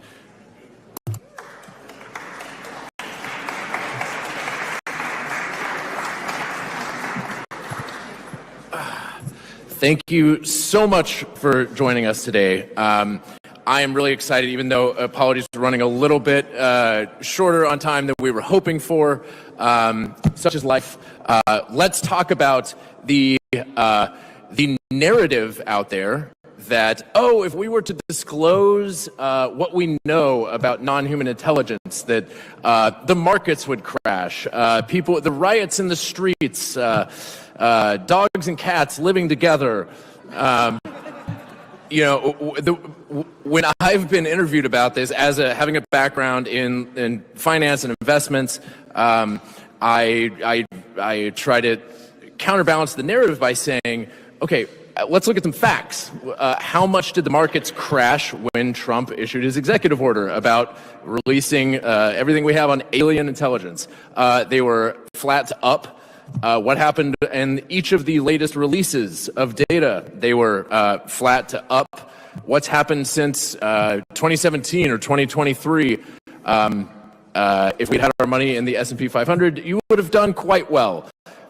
Those are facts. I'm not sure, what the sort of the R squared, if you will, is on that, how much explanatory power those facts have, but those are still facts that have to be contended with, and not dealing with a circular narrative that, this is disruptive, therefore there will be financial calamity, and there will be financial calamity because it's disruptive. This sort of circular reasoning drives me bananas. So, Pippa, what I'd like to do is discuss you have an incredible, I first learned about you actually through the Grant Williams podcast, because I'm a huge finance nerd, and I subscribe to that. Your conversations with him about the global macro strategies are wonderful. Feel free to invite Grant also to be a part of the Disclosure Foundation. And, so I'd like you to tee up sort of the global macro perspective on this and maybe explain for the audience what that means. And then, Matt, I'm super interested with you as a market practitioner with an ETF, which stands for Exchange Traded Fund, which is a financial product you can invest in. Anybody in this room can invest in that. How you're tactically approaching this subject with your firm. So please, Vibez, thank you. Thank you, and thank you for bringing us all together. This is quite an extraordinary gathering. Look, humanity is at this extraordinary moment where we are expanding our scientific discovery, our technological innovation at a speed and scale that hasn't really been experienced perhaps since the Industrial Revolution. We are effectively putting prosthetics into space that extend the capacity of our eyes to see far into the galaxy, and also deep into subspace to see what is happening at the level of atoms, electrons, and even subatomic particles. Naturally, as we expand our spectrum of perception, we are seeing more things that we didn't either acknowledge before or know about before. And so there's a kind of ontological issue arising just from this discovery process. In markets, in financial markets and indeed for civilization, it is this process of scientific discovery and technological innovation that raises standards of living, that allows us to solve problems, and therefore it is civilizationally critical that we do this. If we look at the issue this way, then the problem we have is not that the markets panic. It is the obstacles to the discovery process. It is perhaps harsh to say, but maybe important to say, as a financial market person and as someone who's worked in the national security world, as was mentioned earlier in the day, the congressional staffer who is the obstacle to progress is the national security problem. The scientists who refuses to allow science to be used to address these matters is the national security problem. And in fact, these attitudes and people are a civilizational drag. So this is critical for markets, because if we're going to maintain the pace of discovery and innovation, we have to remove these obstacles to progress. We have to stop allowing the people with the greatest skepticism to define the speed at which we proceed, and instead allow those making the greatest advances to define the speed at which we proceed. As someone who's worked in geopolitics as well, it's quite extraordinary that we look at something like the current geopolitical stress over the Strait of Hormuz. We think that's a serious problem, which it is. But here we have a world where it seems that we're perhaps firing on phenomena that we don't understand.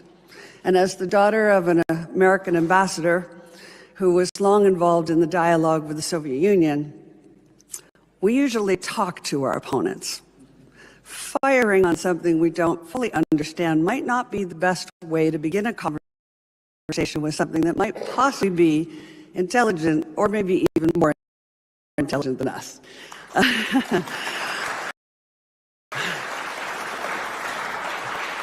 But not only that, this comes to a bigger issue, which is central to the markets right now, which is the definition of what is intelligence. And of course, we are finding that extraordinary things from slime to mushrooms have intelligence. We're surrounded by non-human intelligence. We've just used artificial intelligence to crack one of the whale languages. And what was so amazing is that we found out these whales have a nickname for the marine biologists that study them. And those marine biologists were so excited about their nickname. They're like, what's the nickname for me? And I'm like, did anyone ask whale what it has to say? No. because our ego is in the way. So if we can't even recognize that we're living in an environment that is teeming with non-human intelligence, how can we begin the discussion of what constitutes the kind of non-human intelligence that might be a national security risk? Very difficult. So this is why I say the issue for the markets is not the sudden discovery that all of this is real. And when I talked to my daughter, she said to me when I said I'm first going to start writing about this issue, that some serious things are happening in the U.S. Congress, she said, "Mom, everybody already knows." I said, "What do you mean they already know?" She said, "It's your generation that doesn't have a clue." Young people have an iPhone in their pocket that has more computational power than we needed to get a human on the moon. They are using artificial intelligence, and they're making discoveries at an extraordinary pace. It's perhaps a generational issue that the older generation is still stuck in ways of thinking that are no longer applicable. So I just put that on the table that we need this pace of scientific discovery and technological innovation to continue. We're discovering new materials that we never knew about before. We're discovering new definitions of what is sentient, what is life. Artificial intelligence is fascinating because we are racing towards artificial and general intelligence and putting massive sums of money behind it, while at the same time trying to pretend there's no other non-human intelligence. That does seem ironic. And that is the central issue right now in the financial markets. As we know, day to day, we're all looking at, have the markets overbought artificial intelligence, but not able to discuss non-human intelligence. How interesting. So there's this, people use the term petrodollar, right? Oh, it would be the end of the petrodollar regime if we were to come out with a strategy that would have, boundless energy, for example. But it appears we're already moving towards that with artificial intelligence, which you mentioned, which everyone, on balance, seems to be fine with, and we're doing it. Let's put it that way, regardless if people seem to be fine with it. How does that also have as we move into a post? Do you think that moves into a post-petrodollar situation where we have to rethink the economics of scarcity? And how do you relate these two things? These words are kind of used together in AI, UAP, and finance land. So I'm curious how you think about that and differentiate it. Yeah, let me just give you an example. In Austin, Texas, we have already a company that I won't say the name because, well, no, it doesn't matter. We're not in a financial market context here. Anyway, Oklo Atomics, very interesting. They have created a small modular reactor with fewer than 300 engineers in less than 365 days. So the traditional view that to create a new nuclear power plant is $30 billion in 30 years has just been completely decimated by what they're doing. That's happened in part because the governor of the state just said, go. So that's already here. Then we already are seeing other companies, Valor Atomics in California, that have created small modular reactors using TRISO fuel that are movable. So now you can have a nuclear power plant wherever you want it. You can put it in a plane and shift it to some other location. Nuclear fusion, which everyone has said is 50 years away, is no longer 50 years away. And as artificial intelligence does millions, if not billions, of simulations, and we create the new materials necessary for containment, that's making immense progress too. So the old argument that the UAP technology is potentially so destabilizing to society because it might drop the price of energy to nothing is already happening anyway. And honestly, as an economist, if you're going to give me elements to play with, very inexpensive energy is a gift. It is a massive driver of growth and productivity, so wonderful for the markets. And for those that are in traditional energy sources, there are a bunch of other competitors too. We're starting to see space-based solar power as something, already we have Google saying in 3 years we'll be doing that for data centers that are off Earth. So this is no longer science fiction. These are happening in real time. So a lot of the old excuses why, oh my gosh, markets will panic, are just literally disintegrating before our eyes.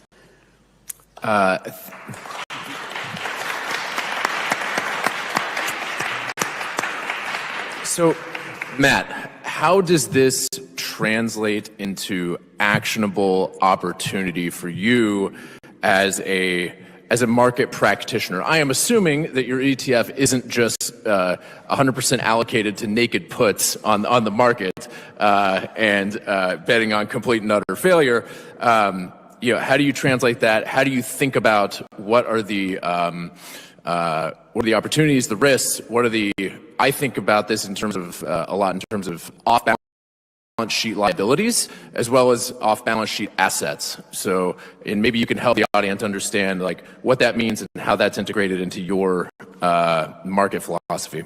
Yeah, so, first off, we don't believe that disclosure leads to a market sell-off. We do teach people you should always have tail risk protection. This is not a tail risk as I see it unless disclosure is, hey, they're here and remember Independence Day. That's a different story, but I don't see that.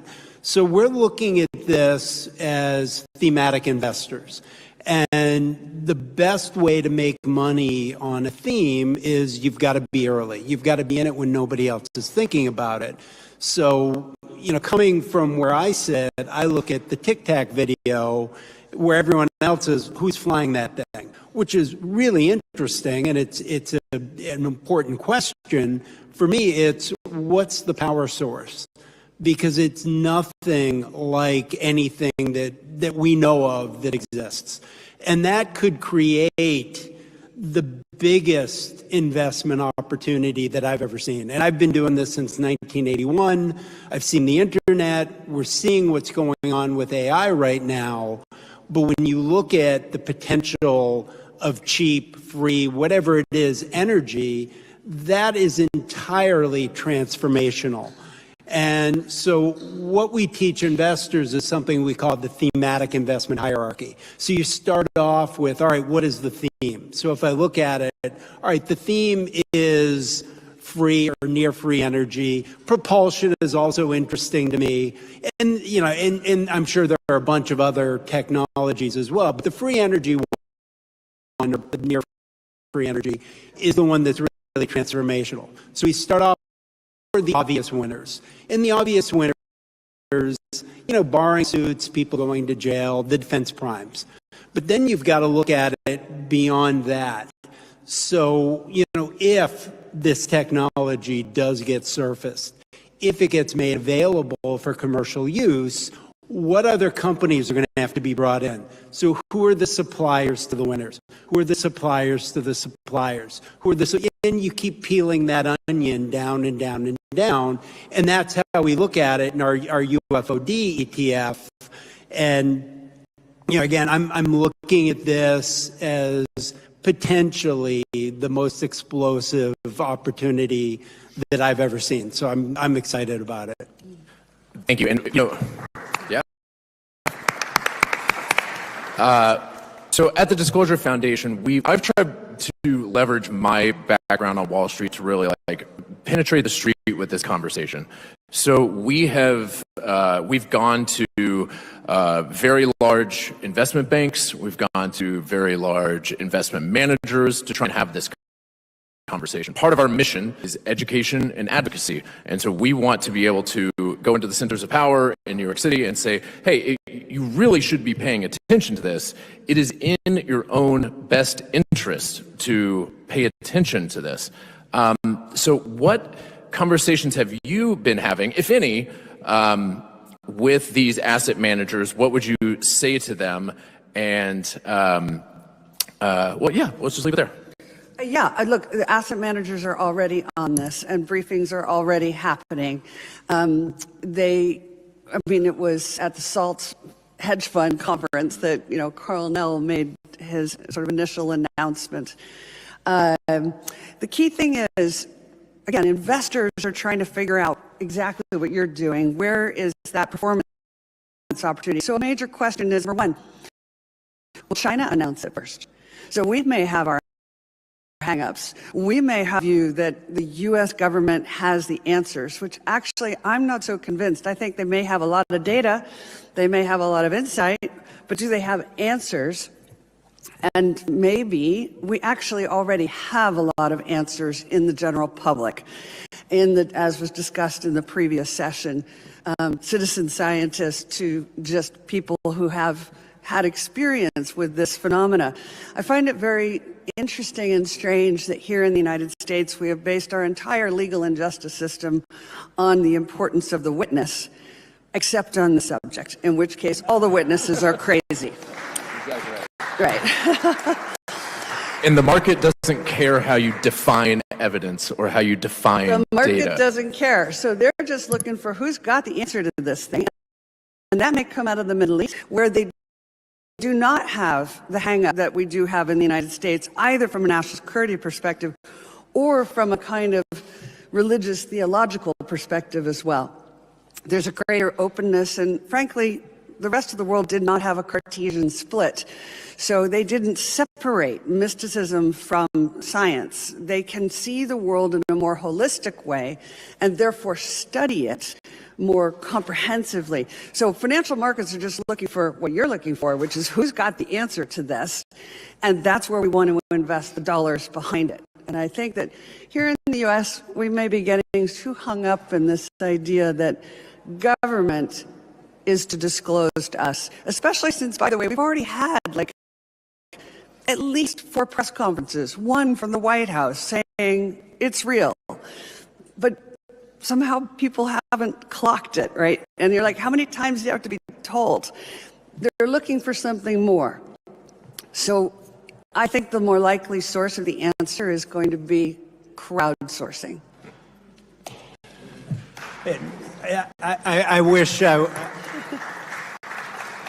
I wish I was talking to the people you're talking to, because everyone I talk to thinks I'm crazy.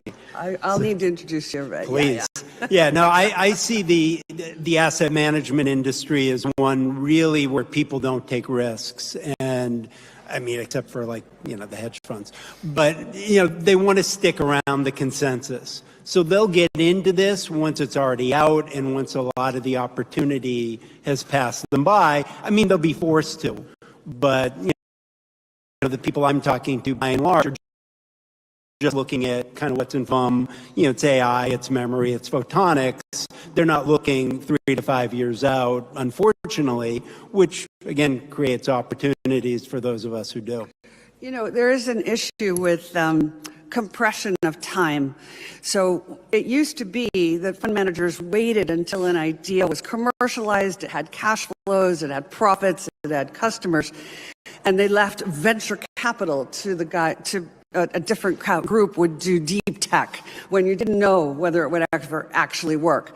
But now the time from an idea or a discovery to commercialization is so compressed that even the big fund managers no longer can wait. They're having to jump in earlier.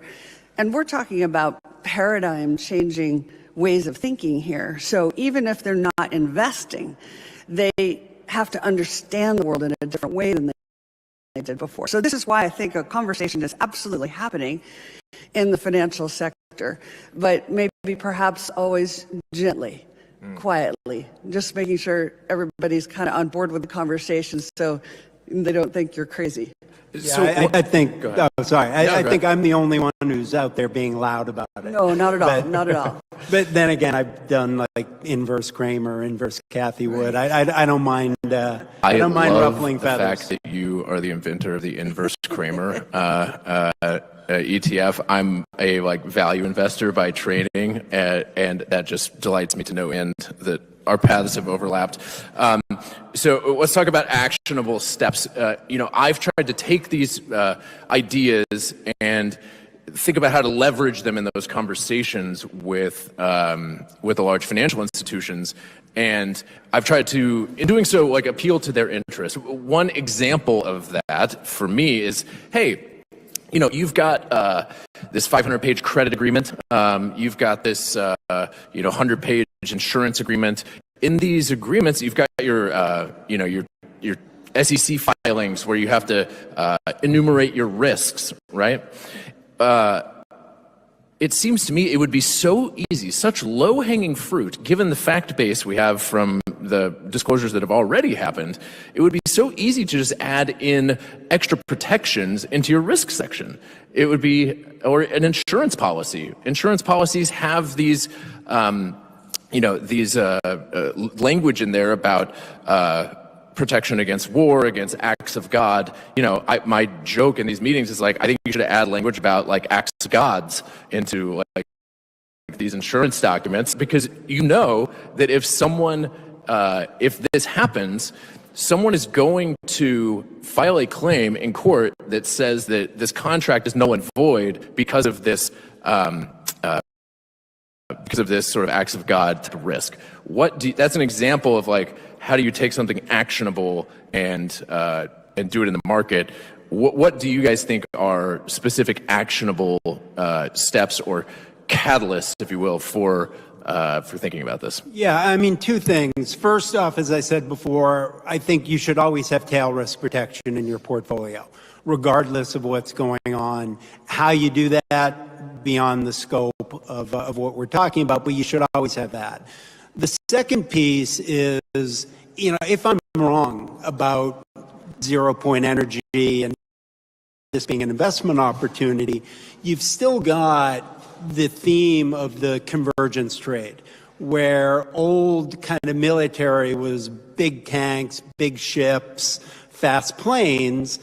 Now that's being replaced by drones, anti-drones, lasers, eventually robots, all integrated with AI. So you're seeing this convergence between traditional military and all the different aspects of AI. So I do think that is something that should be in your portfolio as well. I think markets, too, are trying desperately to discount. Markets are very good at discounting the future. There's no question about that. But maybe having a hard time with simple problems like, are these drones earthly peer competitors? If yes, then our inability to do anything about it presents a different risk scenario for how geopolitics may play out than if we're dealing with something that's not our peer adversaries. One has to think about that piece of this puzzle. I think as well, in financial markets, you mentioned sort of the money side of it. And one of the interesting things happening right now, which has been announced by the new chairman of the Federal Reserve, Kevin Warsh, who was my deputy in the White House, is we are shifting the entire economy onto digital rails, onto accounting systems where we have full transparency and clarity of what transactions happened when and where. The way the American budget has been managed for many decades is through incredible obscurity, incredible opacity, incredible lack of explanation as to where has the money gone. If a lot of the money has gone into these sorts of issues, then how will we manage as that becomes more transparent? Can we continue to have the investment in this kind of cutting-edge technology without having to have black budgets, black programs, SAPs, et cetera? Because those are going to become infinitely more difficult in a totally transparent environment. Yeah, I'm enjoying trying to integrate what each of you are saying. And it's reminding me of conversations that I've had with Anna Brady Estevez. So Anna Brady is sitting in the audience somewhere. She has a background in this. She has a firm called American Deep Tech. She's on the advisory board of the Disclosure Foundation. And your thoughts about, as Anna and I have talked, it it echoes those conversations because I think what's currently being underestimated is the technology development cycle. So you have the rapid compression of going from scientific research to R&D to developing a beta or an MVP, a minimum viable product, and then scaling. Like in the conversations I've had with Anna and what's going on in her world, it's like people are, concerned about that we're way far out on the curve. And because of these updates, that curve is really compressing in terms of what we would call the J curve of that investment. Does that resonate with you? Yeah, no, completely. And what's very concerning, and I think two elements of this. What's very concerning is it's hard for markets to discount information if information is not being put in front of them. So I thought it was interesting here earlier today when we had members of the mainstream media here and they were given the opportunity to ask questions and there was total silence. And I thought, if the President of the United States walked in and his socks didn't match, they would be leaping over each other to ask him questions about his mental well-being. But faced with something that is extraordinarily consequential for the course of human history, not a single question. And contrast that with what was happening outside the room, just for the audience for the folks that aren't here today. Quite the contrast. Right. So the thing is, media needs to report what is happening. We have, for the first time in history, the President of the United States has ordered the declassification of many, many decades of history. This is very consequential. To have it not reported is also consequential, and I would like to just shout out to Leslie Kean, who wrote, an article that totally changed our understanding. So this is a problem for markets if the media will not report what is actually happening, number one. Number two, we have extremely senior scientists with extremely high level security clearances, both in the United States and in China, who seem to be going missing. Statistically, it seems highly unlikely that all these people disappear all at once under strange circumstances. For people in markets, the concern is, okay, are we in a situation where there's an obstacle to the technological process that's so severe that people are being removed? That's a serious problem for civilization, for financial markets. The fact that it took a long time to even get any investigation is a problem for the ability of markets to discount the future. And honestly, when we talked earlier about the obstacles, I would just leave on the table that every time someone blocks progress, whether it's refusing to process paperwork or whether it's by making threats and doing intimidation, this should be traceable. One should be able to go back and ask, who pulled the pension from the whistleblower? Who asked for a particular outcome? Who organized either the character assassination or the actual assassination? These are not small issues in a world where the technology that is being invented by humans may challenge wherever this technology came from non-humans. And maybe the last thing to say to draw people's attention to is the Genesis mission. I think very few people even know about it, but fundamentally it's all about the White House effectively ordering that all of the national labs, where so much of the research and work at the cutting edge of technology has happened since the Second World War, they have never had that data open to review internally. People don't talk to each other, let alone across the labs. But the Genesis mission is about bringing artificial intelligence, connecting the data within the labs and across the labs. And I think in that process, we're going to discover a whole bunch of new technologies, but against the backdrop of, are we also seeing a whole bunch of our most important scientists suddenly disappear? This is a national security issue.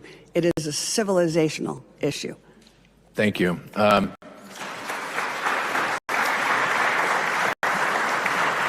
Matt, we're a little over time. We have this room until 4:30, but I wanted to give you any final thoughts you have for the audience. Yeah, just to what Pippa said, analysts can't model what they don't know. And there's so much out there that is unknown. And that's where, in my mind, we've got a massive opportunity, if you're a thematic investor.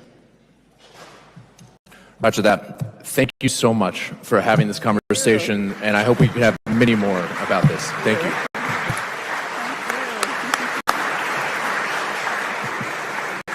You guys are the best. Thank you so much for doing this. Thank you, sir. Thank you very much.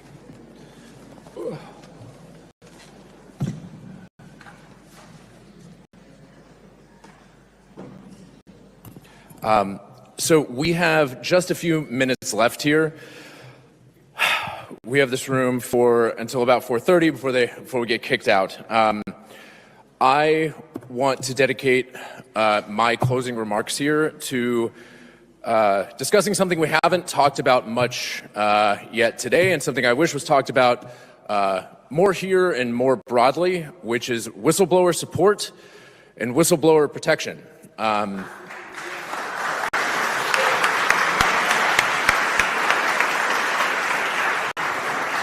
So our organization, we've had a wonderful team of volunteers who has done this work. We have had extremely limited resources, and we are finally coming with events like this to try and make a difference, to try and advance the conversation. And now that we are in a position to do so, we are very excited the three parts of our mission are, there's policy research, right? There's legal, there's litigation for FOIA, there's whistleblower support, pro bono representation, and then education and advocacy. So on the whistleblower support portion of that, that is something we take seriously and take broadly, and we are very excited to announce and fortunate to announce now that we're in a position to do so, the first ever disclosure grant. And please welcome to the stage Dylan Borland, Matthew Brown, and Jeff Nucitelli.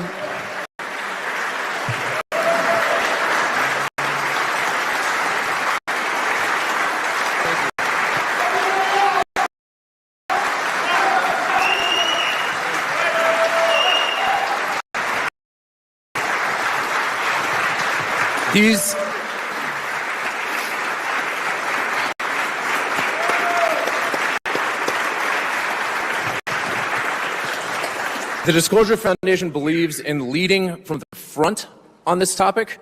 These gentlemen, and being collaborative, these gentlemen created an organization called the Vanguard Enterprise, and we are incredibly excited to announce our first grant from the Disclosure Foundation for $10,000 to the Vanguard Enterprise. Gentlemen, thank you.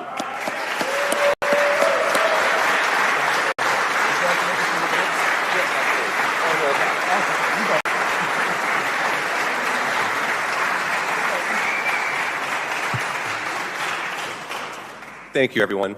I'll be brief. It's been a long day and very informative. But first, just have to say thank you to Jordan and the entire UAP Disclosure Foundation, not just for your generous donation to Vanguard, which I'm proud to say you're the first organization to support us, and hope there'll be many more, but also for putting on this historic event. UFO, UAP, NHI, disclosure, government transparency, it's no longer fringe. It's no longer outside. It is here, quite literally in the halls of power. We're in the Kennedy caucus room, and I just cannot express how exciting that is for me to see and be a part of. Vanguard was founded based on the direct experience of Dylan, myself, and others, some who are public and others who are not, which is that there's a critical and urgent need to support whistleblowers on the UAP topic who come forward, really risk it all, and continue to pay the price, and cannot afford to wait for government to catch up. We have families, or we want to start families. The need is now and urgent, and that is why civic society, I'm proud to say, is stepping up and here to help. So we're building an organization that not just will help us, but I think empower voices to go out there and spread the good word. As they go out to their communities, they feel stable and respected and welcomed. That can only do good for the movement as a whole. You know, one of the bright spots in this journey has been the outflowing of support from people who want to help, whether that's offering their time, their expertise, or just wanting to get involved. It's frankly too much. And what Vanguard will hopefully do in the coming months and years is channel that support in an organized way so that it goes to where it's needed most. The legal, financial, medical, psychological, and community needs of UAP whistleblowers and their families. So thank you again to the UAP Disclosure Foundation for helping that dream to start to come true. And thank you to all our supporters here and out there who have been with us and will continue to be with us.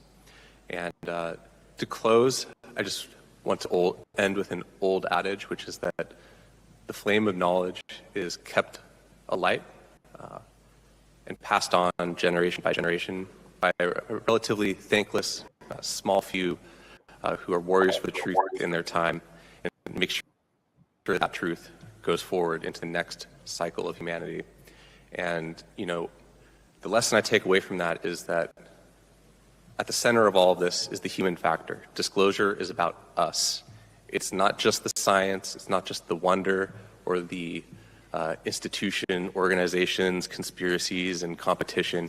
It's very human, it's very personal. And at the center of that are the experiencers, the abductees, the people at the fringe of society who experience this whether they want to or not, and have for far too long been marginalized and silenced.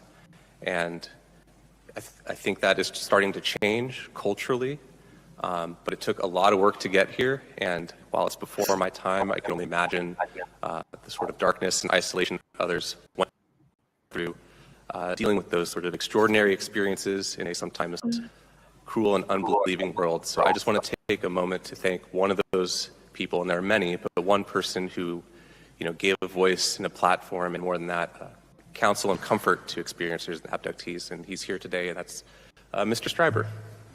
Thank you, Whitley.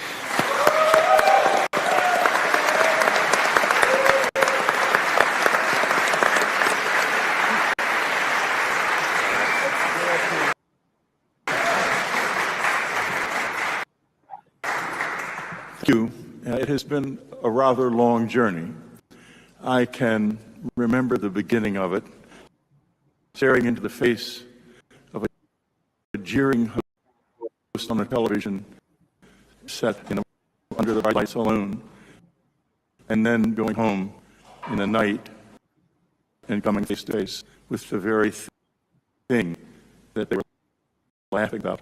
But not laughing, and I'm so glad you are here. Keep up good work. We will become a cosmic species.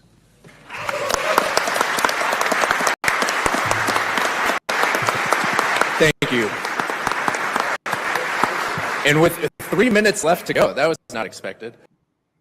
Gentlemen, thank you so much. Thank you to everyone for coming today. I again want to say especially thank you to the volunteers at our organization for helping put this together. Please give them another round of applause. And especially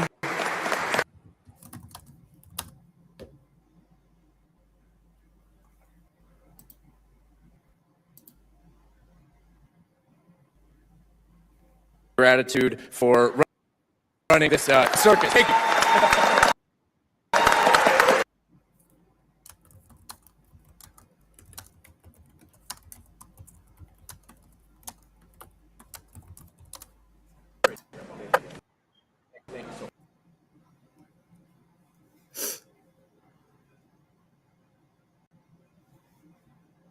I thought that ending was great. So if you didn't, thank you so much for tuning in.